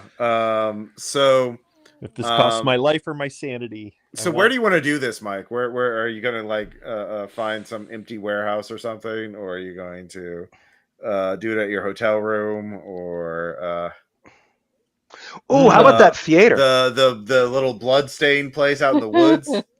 All right, yeah. Yeah. It's pretty isolated. Perfect. Let's do that. All right, and you're all going to watch Mike do this. And Mike I'm should gonna be record it. restrained. Yes. Oh yeah. Sort of obliged to, because he's doing occult stuff, and we need to Mike put him should down. be restrained. Like his arms should be free, but he should be restrained in some way. Well, he would not be able to do the play if he's restrained. Yeah. I mean, we could give I him don't know about that. Suicide I mean, West. So This will all if you just work have like out a really, really fine, long guys. rope, if you have a Look. really, really long rope, a pair of handcuffs, but one handcuff around his ankle, Look, the manifestation do not appear to be giving supernatural abilities, just supernatural knowledge. Yeah. So Let's get to it. Yeah, you made your sand check. Everyone else give me a sand check. As a bunch of stuff happens. Oh God. Yeah. Oh boy. Oh God, I critically failed mine. All right. Ah, That's 4 for a crit failure. I made what's a success? I passed. If you pass, 34 if it's just 34 under one, 63. If you fail, it's 1d4. If it's critical fail, it's 4. So, And I hit my breaking point. I'm below my breaking point. On top of that, well, you can project. Oh, you shit. can project. yeah, I'm gonna No, project Yeah. on my alcohol anonymous group. I have So, had an alcohol. Mike problem. puts on the mask and he goes into a trance. He just kind of slumps down on the stage, looking down, and he kind of twitching a little bit. But all of you, the air cools and the sun seems to just fade from view. It is dark, but there is a spotlight on Mike, and you can all feel the presence of people around you. You are all in a crowd, and all of you seem to be frozen or locked in place, as there these deathly cold breath on the back of your neck, and you, in the periphery of your view, you can see masked party attendants appear, but you can only barely see them, just at the periphery of your vision. They slide from view when you try to look at them and focus, and the air, the light just all seems to get sucked up into darkness aside from what's on the stage. So that's what all of you see and feel. You were in the presence of the unnatural, and the border between the realm of the living and the dead has never been thinner for the two of you, or for all of you. But for Mike, you get the full effect. Mike, you are on stage at the underground ballroom in its full glory. The spotlight is on you. You're on stage, and it is warmer now. You can see a fireplace in the background. There's chandeliers with lights. Oh, God. And there are a large throng of people in 19th century party attire. Fine suits and ballroom gowns, but all of these ghosts are wearing fine stylized masks reminiscent of Greek theatrical masks. Each mask is unique, and they hold cigars. Some of them hold cigars or drinks, but you can't really. But one of them stands in front of you, and he's wearing a mirror to your own mask, a mask of Bacchus. But he's a larger man, kind of rotund. And he has a big booming voice. Is he wearing any particular colors? Maybe it's a yellow suit. Yeah. Yeah. Welcome, dear guests, to our humble gathering. We who honor Bacchus celebrate you, the artist, who shall perform for his honor tonight. The assemblage you see before you are patrons of the arts, and they can be very generous if you exceed their expectations. Do not fret, for we are very understanding to new performers. Feel free to mingle and collect yourself before starting your performance. And once you return, we shall be watching you from the shadows. We know you have succeeded when you hear our accolades. When you are ready to return, please let me know. So they all sort of politely applaud you. And yeah, you were there in the ballroom, it seems that they can snap you back to your perception of reality back when you're ready. You perform in the real world, but you can sort of talk to the ghosts here, to the blessed of Bacchus.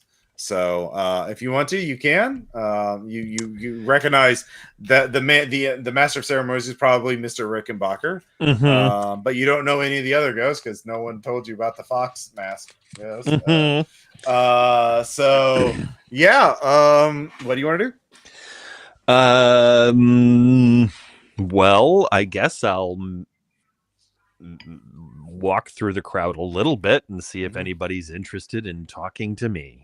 Oh, yeah, everyone is like, oh, yes, I'm looking forward to this. Oh, U.S. Marshal, you look so manly in your uniform. Woman touches you, and you feel, despite the warmth of the room, her even her light touch is deathly cold. Oof, And there's a man with a large cigar and a more stern-looking mask. He's like, well, if you want business advice after your performance or the next time, let me know. I know some good wise investments. You could do quite well, my friend. I have high hopes for you.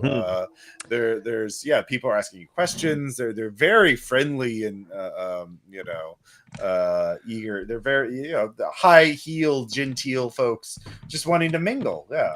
Well, I let them all know, I don't have a lot to say for myself. I appreciate their attention. I have this new work to perform for them. And I guess let's get to it. All right. So you snap back to reality, and you're back on stage, and everything seems normal for the rest of you. It seems to retreat a bit, like the shadows and the darkness seem to recede a little bit. It's a more normal darkness of early evening. But all of you also can feel being watched. And you, Mike, you can definitely see them in behind your compatriots. They're just everywhere you look, just in the shadows, just one or two of them at a time. They're just scattered about. You can hear them whispering to each other. Oh, what's he going to do? Yeah. So you feel like you're on stage no matter where you walk or what you do. For sure. Yeah. And I start reciting the play. All right. What skill do you want to use for that? I think I'm going to have to go with Persuade as really my best choice for that one. Sure. So, roll Persuade. Yeah. Here's hoping. Daddy needs a new pair of shoes. Oh, wait. Hang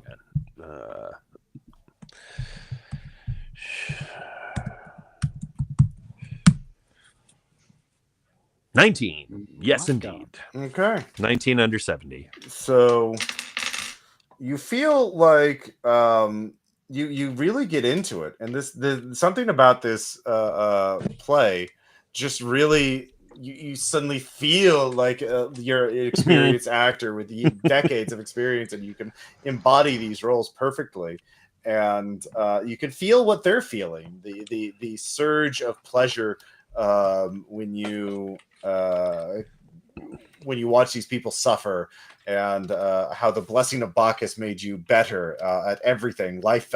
Everything was better in life, and you just had incredible luck and fortune wherever you went, and all you had to do was make sure one artist had to perform and always escalate, and always with the escalation, they always had to outdo themselves every night until they burned up. But as you're doing this, you realize you're going to feel everything. So, God. Yeah. So, God. you start getting warmer and warmer, and So, that's going to be 12 sanity as you feel what it's like to burn alive. And yeah, project. However, you have an audience.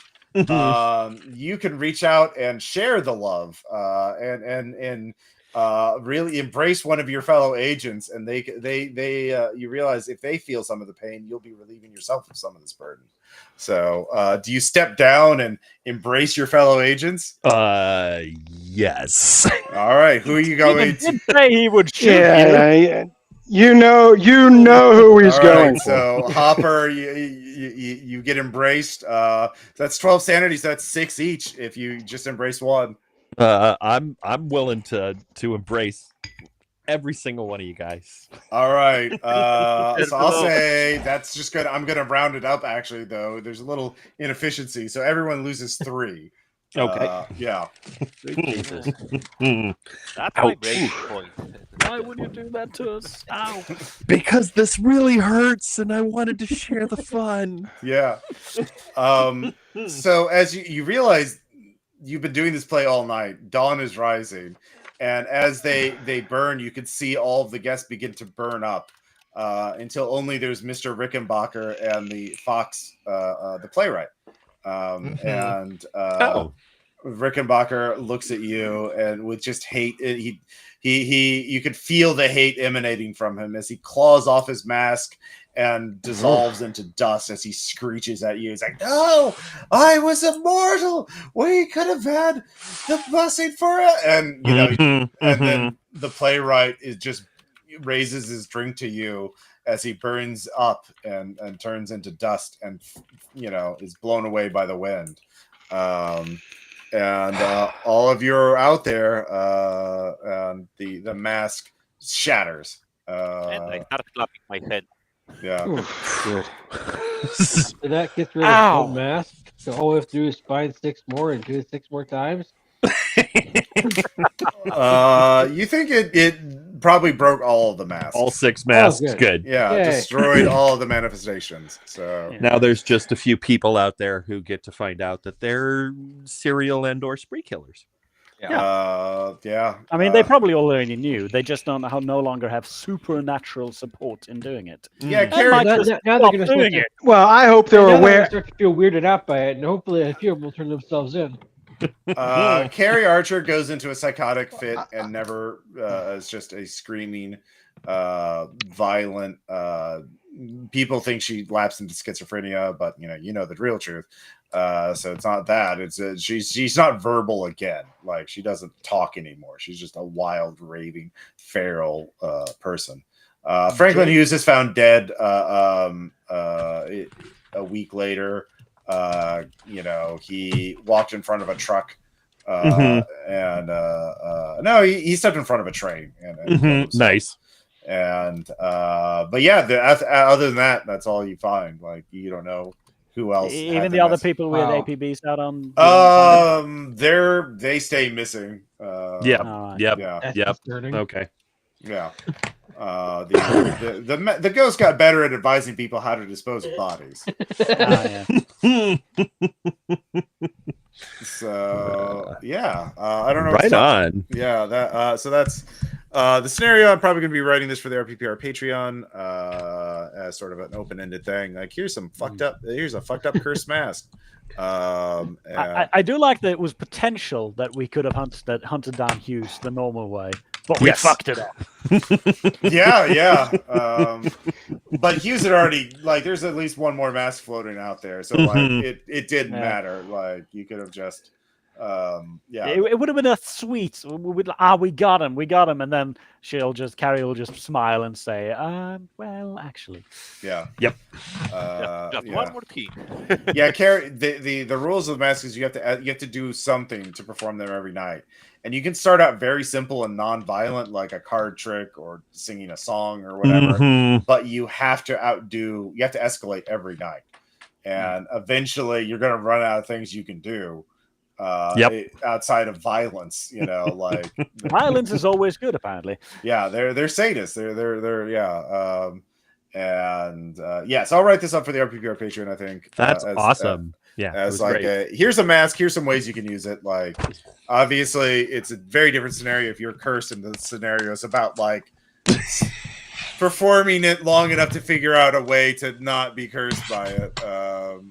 Right. This weird mask. Yeah. What have you done to me? Yeah, exactly. Or someone kidnaps you and puts the mask on you, because if they transfer it onto someone else, the ghost will let them live as long as they get someone else to be entertained by. So they don't. I mean, but if you want to keep getting the ghost's advice, you have to keep doing the ghost's bidding. Well, if you don't want the ghost to drive you mad, like, they can trap you in your own body and make you. Oh, by the way, did Jake recover or? Yeah, like after a year, he comes out of his coma and is like just stunned, and I mean, he stays in prison the rest of his life. He's wrecked. Yeah, he did shoot 2 people with a crossbow. So yeah, seems like this might have potentially mini campaign possibilities. I mean, it might. You'd have to do a little bit to keep it interesting, but instead of it was like you had to go after each mask, Yeah, I mean, the number of masks is variable. How many? You could probably draw out a whole campaign from this just by. Oh yeah. I do think one was used by the artist group, but the rest were passed off because that's what the ghosts wanted. So you only get rid of one group of ghosts every time you get a mask or something like that. Yeah. There was, it definitely. Oh crap! Now I don't remember what I was going to say. Never mind. Well, I think anyway, I love this. This was really fun. Yeah, I did too. Cool. I remember. I like that there were a lot of and I like that we had avenues. At the very beginning, that a lot of different avenues to go down to try and figure out what's going on. Yeah, normally you can't get the playwright ending unless you put on the mask yourself and talk to the ghost several times and find the playwright. I just kind of sped that up because it's I'm playtesting it. I wanted to see. Also, we did the natural Delta Green Agent thing of we're not gonna touch the occult thing unless you make us touch the occult. Yeah, that is the thing. Your DG agents that know how bad this is are going to be very Look, I have players I know would put on the mask. Like Faye, yes, you're Faye would put on the mask. That's true. Like, I mean, when it was end, then I'm going to one thing like. You gonna put on the mask. Oh, speaking of, we banished a host of ghosts. Do we get any sanity back? Oh, sure. You get 5 sanity back. Yeah. Excellent. I think I'm back where I started. Yeah, same. Hey, my breaking point is back. I don't go crazy. I'm not quite back. Duggan is a ridiculously sane person. 75 stand. Oh. So it's meant to be pretty flexible. It's pretty I'm just writing up the rules and like the ways to get rid of it and sort of the history, and then you can just place it anywhere you could be. I also like it's a cool concept, and the Greek angle, the Bacchus angle is really cool, and it adds an element without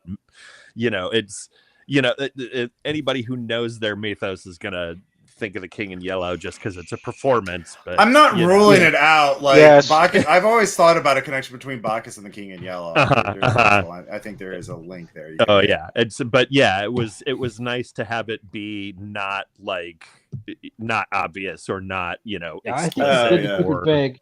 Yeah.